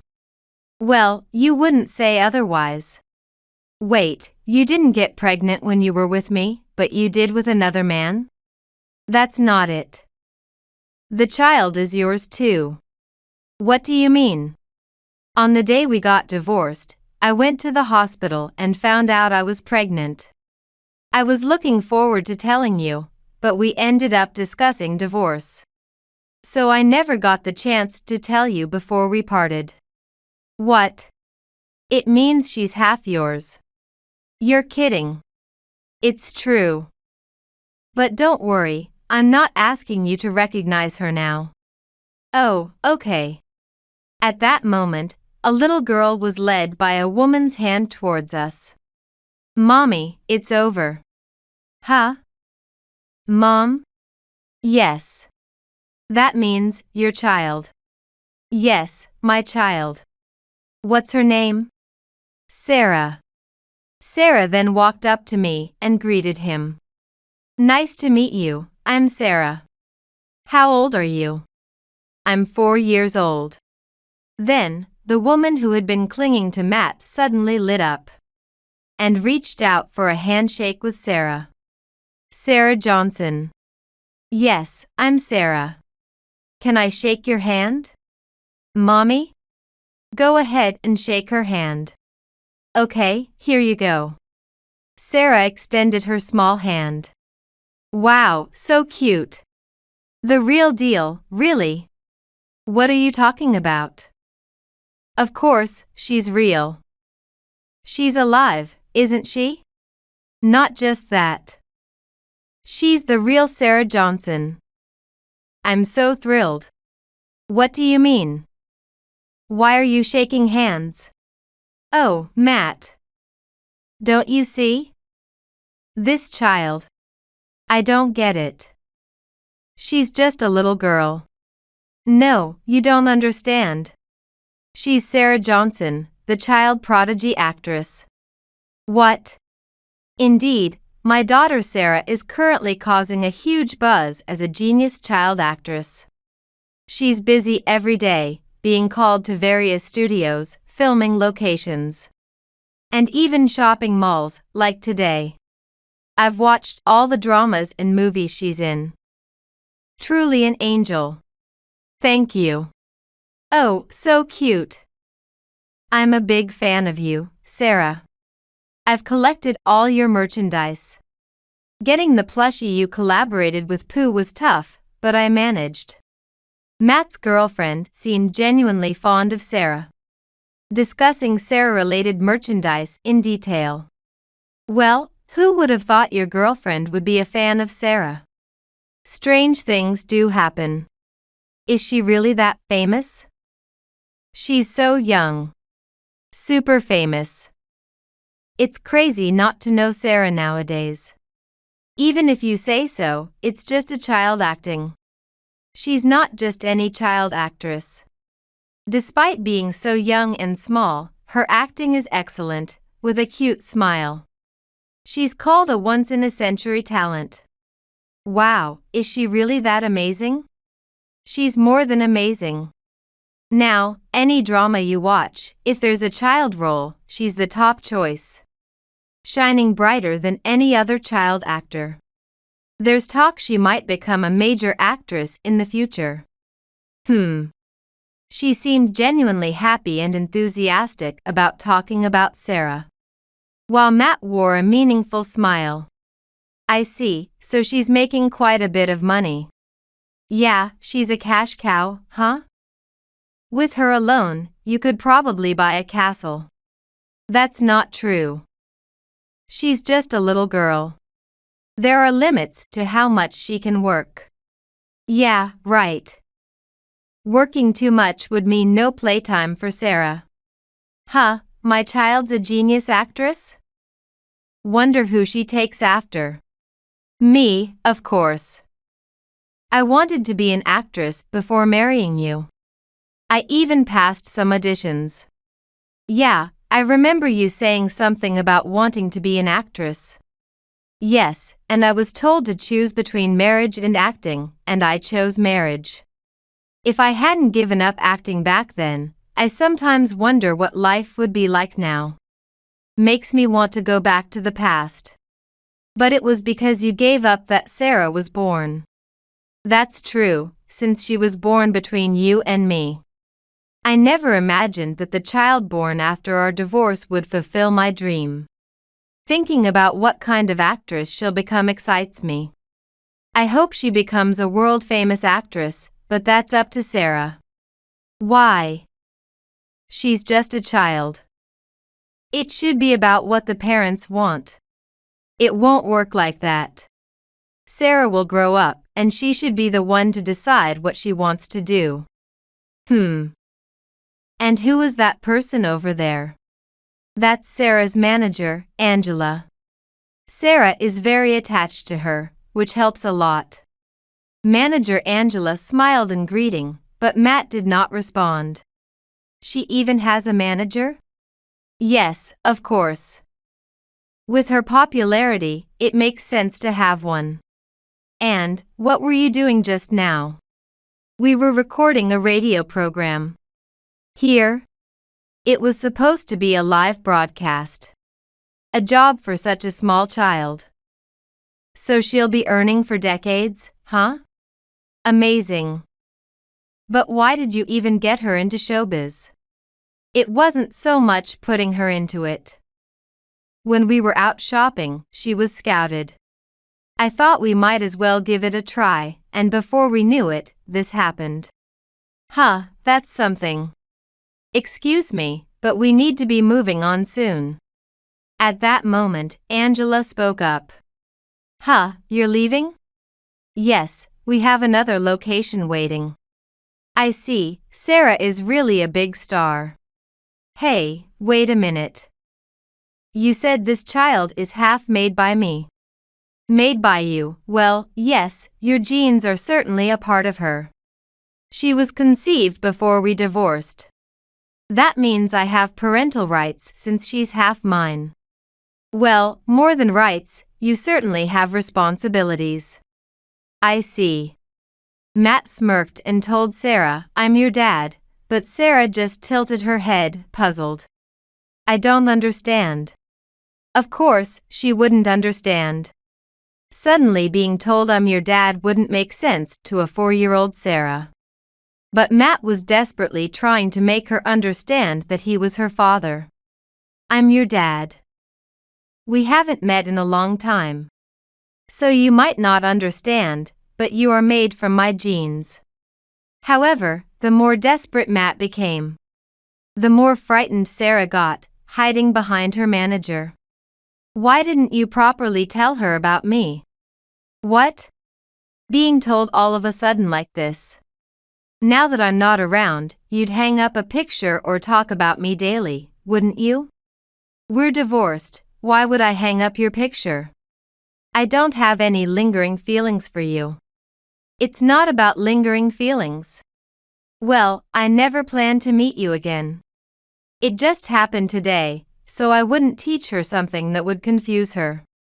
Even so, you should have at least told her she has a father. Other kids have dads, so she should know she has one too. Don't be so selfish. You chose someone else over me and left. If we hadn't met here, I wouldn't have told her until she was an adult. You should have told her. Then she would have understood immediately when I said I'm her dad. How can you half-heartedly claim she's half mine? Suddenly, Matt began to argue forcefully. At that moment, Sarah pushed Matt. With all her little strength, she said, "Don't bully Mommy." Of course. Such a little force wouldn't do much. It could easily be brushed aside. What, Sarah? Are you defying Daddy? I'm not bullying Mommy. I'm just correcting her because she's wrong. Don't bully Mommy. That's not cute. How rude. She's incredibly cute. Just because things aren't going your way doesn't mean you should say weird things. Even though she's my child, why do I have to be told these things? If we're blood related, she should understand we're family. Being blood related doesn't instantly make you family. It takes time to build a parent-child relationship. If she were to follow someone she just met because he said I'm your dad, that would actually be worrying. Exactly. How can you say Sarah isn't cute? She's desperately trying to protect her mom. Any other child wouldn't do that. She's so cute it's unbelievable. Hey, even you say such a thing. I'm a fan of Sarah. I'm saying this because you're disrespecting my favorite. Hey, Katie, wait. We have something important to discuss now. There's no time for that. We just met here. There's no important discussion to have. Well, I'll get straight to the point then. Since she's my child, half of the money she earns should be mine. So give me half of her earnings. What? What? Isn't it obvious? If it weren't for my genes, this child wouldn't have been born. So, as a producer, I have a right to receive it. What are you talking about? It's too sudden, I'm shocked. Basically, her income is her own. We've decided it's for her use. You're planning to keep all her earnings to yourself, aren't you? I'm not thinking that. How would I know? Anyway, I have a right to receive it. Matt kept insisting on getting half of Sarah's income. However, the money Sarah earned should be used for her benefit, not for Matt, who she had just met, to spend as he pleases. Stop it. You're scaring Sarah. So what if she's scared? It's no big deal if a child gets scared. What are you talking about? You should just earn your own money. It's not about the amount. Imagine what would happen if I received half of Sarah's earnings. We could live just having fun. Matt. What are you saying? You claim to be a father, yet all you're doing is trying to take a small child's money. Stop this nonsense. It's embarrassing. What's embarrassing about it? You said it yourself, she's a cash cow. I did say that, but don't scare Sarah like that. Shut up, be quiet. Suddenly, Matt yelled, and Sarah started crying in surprise. Oh, she's crying. Sorry, Sarah, poor thing. Matt, you're really the worst. Making such a small child cry. You say you're a father, but you don't think about the child at all. If you really claim to be a father, think about the child's feelings. Now is not the time to consider the child's feelings. Our future depends on it. What kind of person are you? I don't care anymore. Saying that, Matt's girlfriend ran away from the spot, and Matt chased after her. A week later, a call came from Matt. Seeing the name Matt displayed for the first time in 5 years, I regretted not having blocked him. Thanks for the other day. Have you made up with your girlfriend? Who would have thought that your girlfriend was a fan of Sarah? It's a small world. I don't care about that woman. You said you were going to marry her. I changed my mind. So, we broke up. That's quite a sudden development. You said that once you got married, you would have a baby and become a dad. Yeah, after that I said I was the father, so I should get the money. And she told me not to say stupid things and left. She's really stubborn. That's too bad. I don't care about her. I have Sarah. From now on, I want to be by her side as her father. There's no need for that. She has me. You're not enough. You don't understand many things. I can protect her. She's been fine without knowing you for 4 years.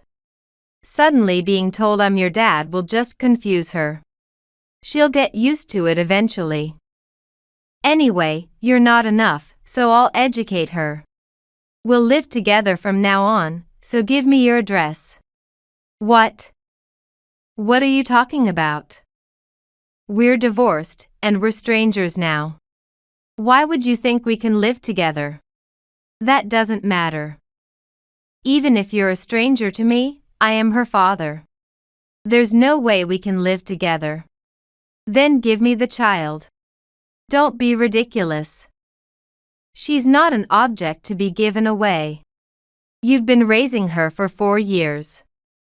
Now it's my turn. I refuse. She is my child. Matt kept saying various things, but I kept denying and refusing. And perhaps out of irritation, he suddenly hung up the phone. I thought that would make him give up, but it didn't. And he continued to show up around Sarah, trying to plant in her mind that he was her dad. Unable to take it anymore, I contacted him and told him to stop. Stop it. What now? Why do you appear in front of Sarah? That's because I'm her father. Wanting to see my own daughter is natural, right? Even as her mother, you don't have the right to interfere. We just met for the first time recently, and being told you're her father is troubling. The only one troubled is you, Sarah isn't. It's affecting her work. Why would it affect her? Because she gets scared and can't act when she sees you. That can't be true. It is true. We've been divorced for 4 years. Being suddenly told I'm your dad is bound to be confusing. I shouldn't have introduced you at all. She'll understand eventually. She's famous, after all. Anyway, Sarah is my child, so whatever I do with her is my business. Wait a minute. What exactly are you planning to do? I don't know. I'm not planning anything. You better not be thinking of her as a money tree. Maybe. Well, one thing I can say is that I won't let you have her all to yourself. I'm not monopolizing her. No parent would turn their child's talents into money. Unfortunately, I'm right here. Since Sarah has a talent that makes money, there's no reason not to use it. It means more money for her and more fame. If you think of doing something stupid, I'll call the police. Go ahead if you can. Hey, wait. Matt. Matt. Matt left a cryptic message before hanging up the phone. Staring at the disconnected phone, I sensed storm clouds gathering. Matt was probably plotting something terrible. If my suspicions were correct, there was no telling what he might do. Anxiety fueled more anxiety, and feeling this couldn't continue. I tried calling Matt again, but he never answered. A few days later, while I had entrusted Sarah to Angela due to my own commitments, and was doing something else, Matt seized the opportunity to take Sarah away. Mrs. Johnson, what should we do? Angela, what happened? It's Sarah. Sarah has been taken away by her dad. By Matt? I'm sorry, I just took my eyes off her for a moment, and he took her from the car. I've already contacted the police, and I thought I should let you know immediately. Where are you right now? I'm coming there right away. At the parking lot in front of the TV station. Understood. I jumped into my car immediately, my heart pounding and my hands sweating. Sarah must be crying and feeling terrified by now. Considering how much Matt had changed, there was no telling what he might do. Yet, if he really saw her as a money tree, perhaps he wouldn't physically harm her. However, even if there were no visible scars, emotional scars would be just as damaging. All I could do was drive and pray for her safety. When I arrived at the designated parking lot, I saw Angela's familiar car parked. Angela. Where is Sarah? I'm sorry. There's been no contact from the police yet. They've issued an emergency alert for a kidnapping. Oh no. What a mess. Stay strong. Everything will be okay. Sarah, please, God, keep Sarah safe. The situation left me with no choice but to keep praying. However, the resolution came unexpectedly quickly. Thanks in part to my call for information on social media, which mobilized many fans. Among them was Matt's girlfriend, who posted what car they were in and even his photo. Thanks to this, information spread rapidly on social media. And the police quickly knew Matt's whereabouts. The vigilant social media police swiftly took action. And Sarah was soon safely back in my arms. Afterward, Matt was arrested for abducting a minor. Thinking he might actually end up in prison, Matt hired a lawyer. This led to an offer for a settlement. Given Sarah's fame, our lawyer advised that it might be best to agree to a settlement. Reluctantly, I accepted. Following a directive from the agency that consistently supported us. Worried that imprisoning her biological father might hurt Sarah's popularity. However, Matt then filed for a change of custody, aiming to regain parental rights. However, given the stable life Sarah had with me and his evident financial motivation, his request was denied. Unwilling to let it go, I then decided to pursue child support through a lawyer. Challenging his refusal to pay given his complaints about our financial well-being. Threatened with legal action, he eventually paid in one lump sum. But the story didn't end there.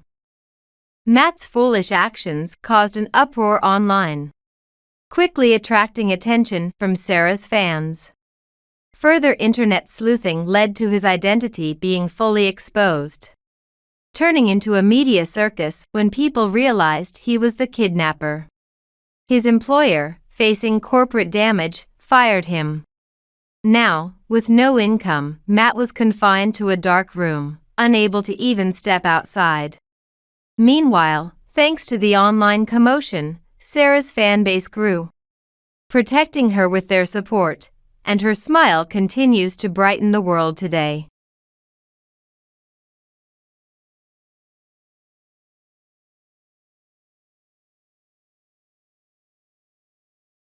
What's with her?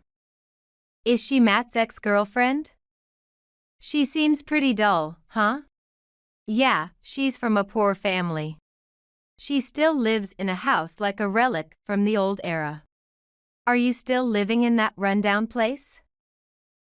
Matt's attitude annoyed me, but strangely, it exuded a small-timer vibe that made me pity him. No, I'm living in that high-rise apartment you see over there now. Saying that, I pointed to a high-rise apartment not too far from here. What? How can that poor family afford to live in a high-rise apartment? I am Kate Simpson. My parents used to run a decent-sized factory, but when I was in junior high, we lost our market to cheap imports and nearly went bankrupt. Until then, we had lived a normal life, but suddenly we became poor. Well, it's just the way of the world, can't help it.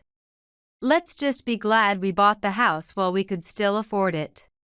True, jobs are hopeless, but if Dad works hard, it might just work out. And we can get rice and vegetables sent from the countryside, so it's not too pessimistic. But what about my high school education? Can we afford the tuition? I hadn't thought about that. You should talk to a school teacher. Right, you could join the military. They pay you to study, so maybe that's an option? Sigh. I'll talk to a teacher at school. My parents were optimists who always said, life works out somehow, or it's all fate. Eventually, after discussing it at school, I heard about a scholarship system at a private university's affiliated school. I studied hard and managed to become a scholarship student at that high school. And from there, I went on to university. Being a prestigious private school, most of my peers were rich kids. And I spent my high school days working part-time. And didn't have much time to hang out with friends, but in university, my father's business stabilized a bit, so I could do more typical girly things. One day, a friend invited me to a group date. I wasn't very keen, but I thought I'd try it once and decided to go. The event was held at a pub, with 3 men and 3 women. The male students seemed like they came from wealthy families, bragging about their fathers' companies and positions. I was introduced to a friend as the president's daughter, which caught the attention of a guy who seemed to be the leader of the group. He introduced himself as Matt Johnson. "You're the president's daughter? So, you must be quite rich?" "No, my father just runs a small factory, so it's not what you'd think. My dad wears greasy overalls, not fancy suits." But you're still a president's daughter, right? Well, not wrong, but... Yes, I wasn't lying. Actually, I'm also a president's son. Johnson Construction. Ever heard of it? Sorry, I haven't. Really? It's quite a big company. Indeed, he exuded a rich kid vibe, wearing nice clothes and an expensive watch. Well, if we become friends, I think good things will come your way. Should we exchange contact info? I thought, if it gets annoying, I can just block him, so I exchanged numbers nonchalantly. A few days after the group date, Matt invited me to dinner. He seemed like a decent guy, and when I heard the name of the restaurant, it was a popular one, so I couldn't resist the invitation. After several such outings, he confessed, and we started dating. One day, he invited me for a drive. He said he would pick me up at my house, but explaining the location was a hassle. So we decided to meet at a nearby store. When he showed up, even I, who knows little about cars, recognized it was a Porsche. The number was 911, but somehow it felt off. I realized why. I see, it's a rented car. Apparently, he had rented a Porsche for our date. Well, for his honor, I'll keep quiet. What a slipper-like car, I said, and he replied, huh? Don't you know this car? It's a Porsche 911 Carrera. He got a bit angry, and our drive began in an awkward atmosphere. We took the highway and headed for Rocky Mountain. The weather was clear and cloudless, making it a perfect day for a drive. However, Matt was struggling while driving. And when I tried to talk to him, he snapped, "Shut up. You're distracting me." He was serious, driving with sweat on his forehead. His appearance was so intense that I asked, "Are you okay? Should we take a break?" But he snapped again.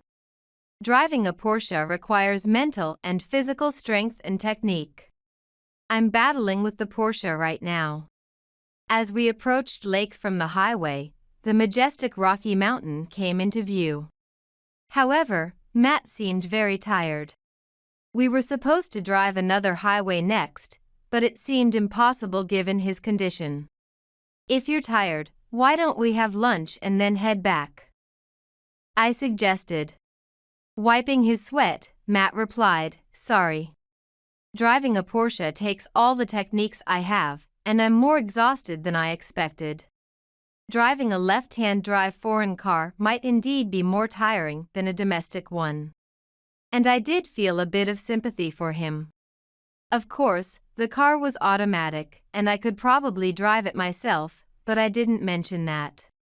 We decided to head back before the roads got busier after an early lunch. We returned the way we came.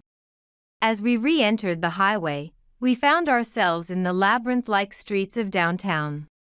The car navigation system seemed reliable, so I wasn't worried until I pointed out, "Hey, the navigation is telling us to turn right." "Shut up. In this situation, it's impossible to move to the right." The road wasn't very congested, but the traffic flow was fast, making it difficult to change lanes. "But if we keep going this way, it might get crowded. Shouldn't we get off the highway?"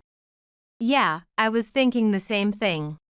What a convenient reply from him. However, the local roads were also jammed. It required even more attention than the highway, and he was panting heavily.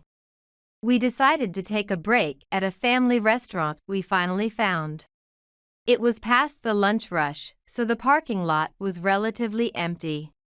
But even there, I was made to get out and guide the parking. We had coffee and cake. He usually dislikes sweets, but he must have been very tired to eat cake. Eventually, he regained some energy and said, "I'll drive you home. I want to see the house of a president's daughter." "Really? My house isn't anything to brag about.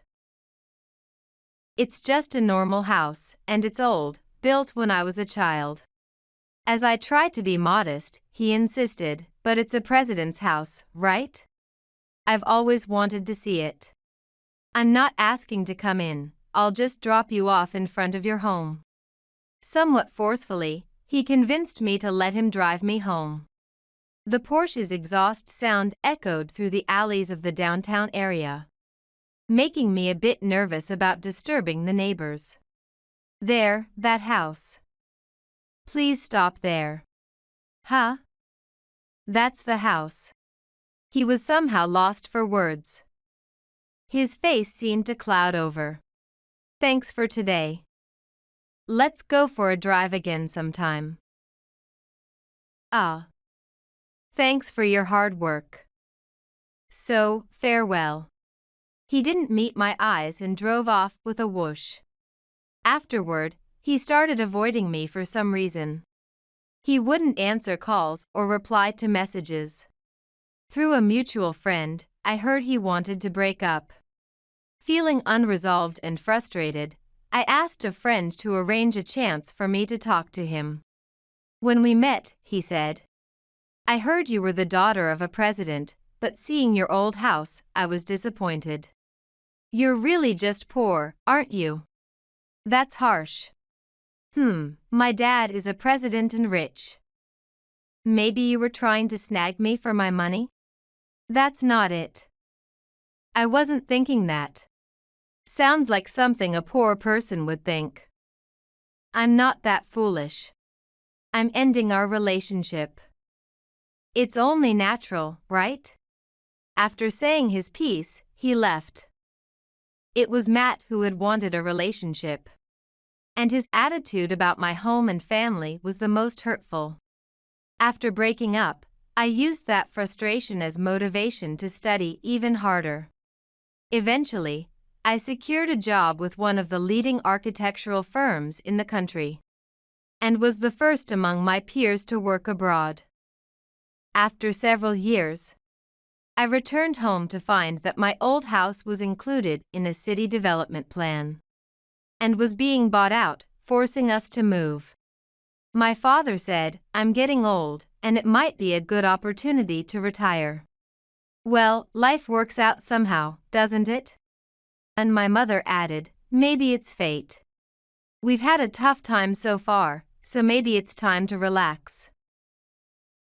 We ended up receiving more money than expected, and if my father was retiring, there would be no reason to live in the city anymore. It was a perfect opportunity to start the countryside life he had always dreamed of. I decided to leave it all to my parents and find my own place to live. I was informed that the demolition of my family home would soon begin. So I went to the house where I had lived for many years to witness its final moments. Before the demolition, I tidied up the house and looked around the suddenly spacious rooms. The marks on the pillars, the stains on the walls, and even the mold in the bath somehow felt dear to me. As a child, I was envious of friends who lived in apartments, and even told my parents that I wanted to move out of such an old house. As I was lost in these thoughts, someone approached me and said, "Excuse me, we're about to start the demolition. Is that okay?" So, I stepped outside. Thinking back, the house held so many memories. It's strange to feel a bit sad about it now. My parents, who were looking for a new place to live, considered living in the apartment that would be built on the same site, but my father said, "I can't live in an apartment, feeling like I'm not touching the ground."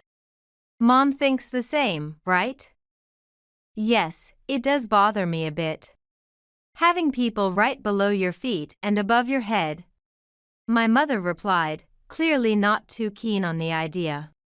Wondering what they planned to do. It seemed that they found a suitable property near my father's childhood home, and were considering moving there. They wanted to live a leisurely life while helping out with the family farm. I was all for it. My parents immediately started making arrangements. During that year's Easter holiday, I visited my parents' countryside home. The relatives I hadn't seen in a long time warmly welcomed me. "Kate, you've grown so much. Last time you were here, you were just a little girl in elementary school. And now you've become such a beautiful young lady." "I'm surprised," said my father's brother's wife with a smile. "Ah, back then she was so skinny, Ned was worried you weren't eating properly," teased my father's brother, who loves his liquor. Ned is my father's name. That's terrible. Kate always says her aunt's cooking is delicious, and she eats so much when she comes here. That's probably why she has that impression. Well, we have homemade vegetables here. It's fresher and much tastier than what you eat in the city." My aunt laughed. "Above all, my cooking skills are excellent." "Sorry, Susan, but that's something I can boast about." Susan is my mother's name. To be honest, my mother isn't very good at cooking. It's frustrating, but I admit it. My mother sighed, looking dejected. My parents and my uncle and his wife get along well. Since they didn't have children, I received a lot of affection from them. The reunion warmed my heart, as I usually live alone. Then the conversation turned to me. "So, Kate, you're working at a construction company, right?" Can you operate excavators and bulldozers then? Asked my uncle. Oh, uncle. I'm in the design department, so I don't use construction machinery, I replied. Design department, huh? So you're drawing and erasing lines on blueprints? Well, I do design, but it's more about creating spaces and designing layouts, so it's a bit different. Wow, that sounds like a tough job. Hard to believe Ned's child could do such a thing. He joked. Don't joke like that. I'm excellent, that's why Kate turned out to be such a capable person. Then, my uncle, slightly tipsy, blurted out something unexpected. By the way, Kate, isn't it about time you got married? Any nice guys around? I remember she had a boyfriend in college. Kate never properly introduced him to us, so I don't remember much. Chimed in my father, also tipsy. Stop that. That's a dark part of my history. Dark history? What's that? Oh, it's something from the past I'd rather not have others hear about. I want to erase the memory of dating that guy from my life. Wow, to think someone would break up with such a beautiful girl like Kate. He must be a real fool. Well, in that case, I'm erasing that memory. Uncle, pass me the drink. Ah, that's the spirit. The next day, there were 3 victims of hangovers. My boss, Tony Hansen, was honestly a person I found difficult to deal with. He's quite an elite, with sharp thinking skills. I heard he graduated from a national university with excellent grades.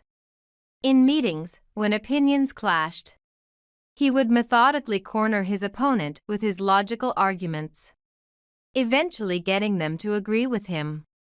So, if you challenged him with half-baked knowledge, you'd be completely crushed. Today, we had a disagreement over a new design project. So tell me, what made you decide that Europe is superior, and America is behind? He challenged. Well, when it comes to design, Europe is indeed more advanced. These designs are inspired by that. Inspired or just copying? Where is your sense as a designer? I am incorporating it properly into the design. I hate phrases like in Europe or overseas. In the end, you're just adapting what's been brought from elsewhere. After all, you are an American. Why can't you find design inspiration within America? What are your eyes seeing? I was frustrated but couldn't refute. Well, it's fine. You probably just lack experience. Take some time off. Go and see the old town. Yes. So, I took some paid leave and headed to the old town to explore America. I decided to stay at a slightly upscale traditional American hotel. Normally, I would stay at a motel, but since I was on a mission to experience America, I opted for a hotel that exuded the essence of the old era. The nostalgic smell and the enjoyment of cuisine filled my senses. During a chat after dinner, the owner mentioned that her son was currently working in the city. Seeing her happy face as she talked about her son, I couldn't help but ask, "Do you have any pictures of him?" Ready for this, she promptly brought out a photo. Looking at it, something seemed familiar. Could it be that your son's company is? Yes, I believe it's Ford Construction, if I remember correctly. What? That's my company. I recalled that this inn was named Hansen, so. Could it be, what's your son's name? Yes, his name is Tony Hansen. I heard he became a section chief, but I've forgotten where. Ah. Tony Hansen? What happened? Actually, I work at Ford Construction too, and Mr. Hansen is my boss. He's always been a great help to me. Oh, what a coincidence. After that, we spent a lot of time talking about Mr. Hansen's childhood. Listening to the owner and looking at photos of him as a child somehow made me feel a closer bond with my boss. It was a fulfilling trip to the old town. I returned home satisfied, having truly seen America. After the trip, I began to talk more actively with Chief Hansen. Gradually, our conversations became less prickly and more supportive. Before we knew it, yesterday's adversary became today's friend, and sometimes after work, we would go out to eat or have a drink and talk about design. We eventually developed mutual feelings for each other.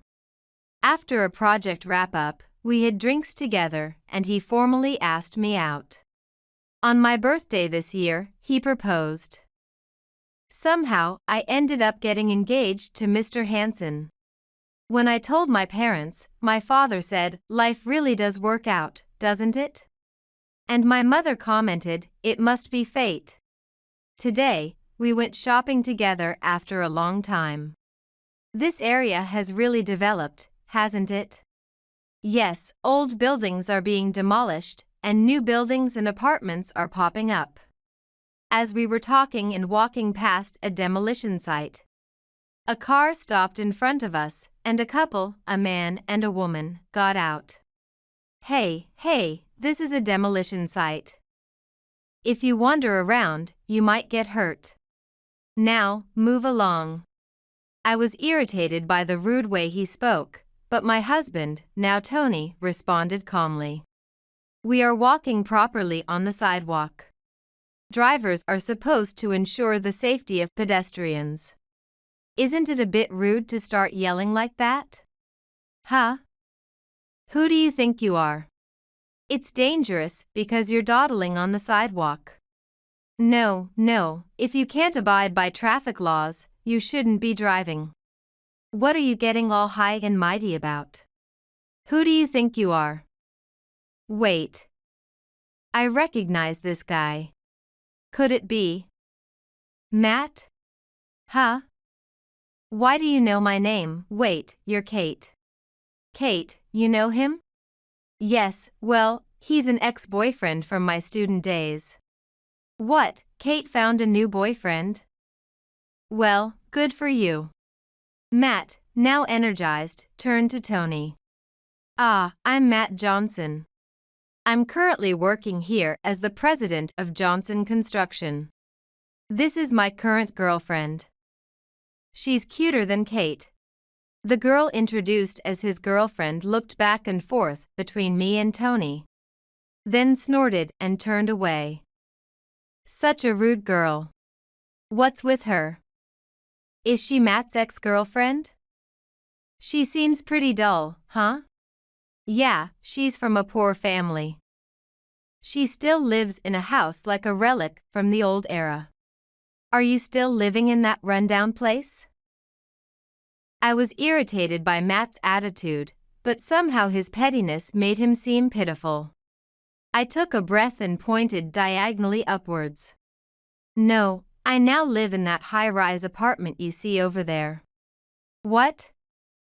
How can that poor family afford to live in a high-rise apartment?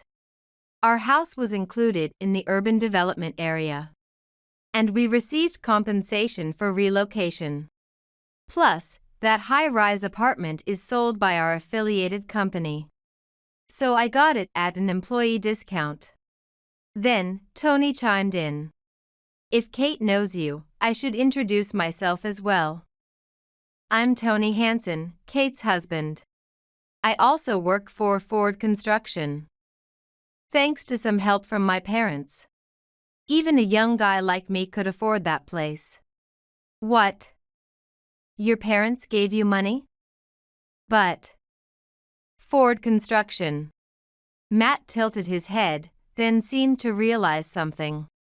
Wait. Ford Construction. Yes, Ford Construction is handling this development. I believe we've contracted Johnson Construction for the demolition work here. Wait, Matt, aren't you the president of a major construction company? His girlfriend looked confused and asked him. Shut up. I used to be, But ever since I became president, business hasn't gone well. And now we specialize in demolition work. I've heard that the second-generation president of Johnson Construction is known for his sloppy work and arrogant attitude. You're that second-generation president, it makes sense now seeing you. Tony nodded in understanding. Shut up. I have my way of doing things. It was just the old-timers at the company who opposed me, so I fired them. I see, it's as bad as the rumors said, maybe worse. I'll need to discuss this with my father. Your father? Is he some big shot? Tony's father is the grandson of the founder of Ford Construction. He's currently the president of the company. I informed Matt.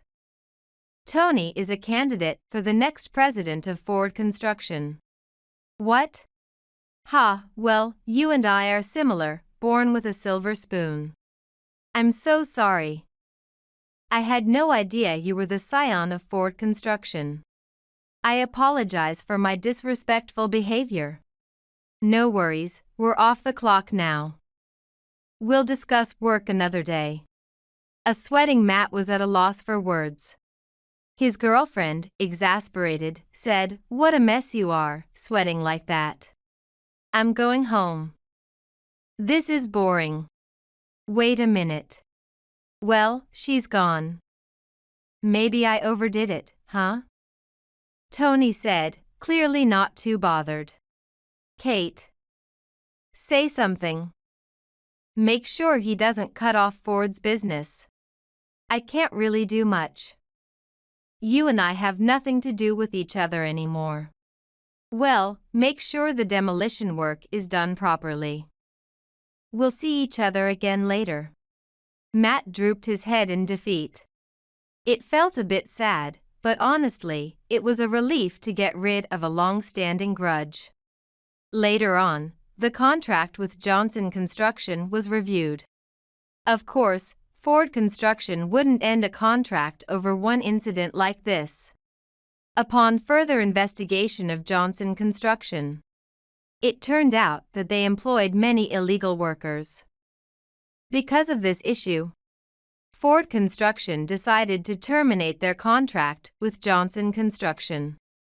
Once this incident became public, Johnson Construction's revenue plummeted, and the company soon went under. President Matt is now working as a laborer at some demolition site. And I, at 33, gave birth to a child and quit my job. Now I'm dedicated to raising my child and managing household duties. My husband, Tony, as the next president, is busy learning from the current president. He often says he wishes he could just play with our child all day. From our apartment, the sunset is beautiful. As a child, the sun used to set behind the nearby factory. But here, it sets behind distant mountains. With a loving husband and a sweet child, I feel truly happy. I hope this happiness lasts forever.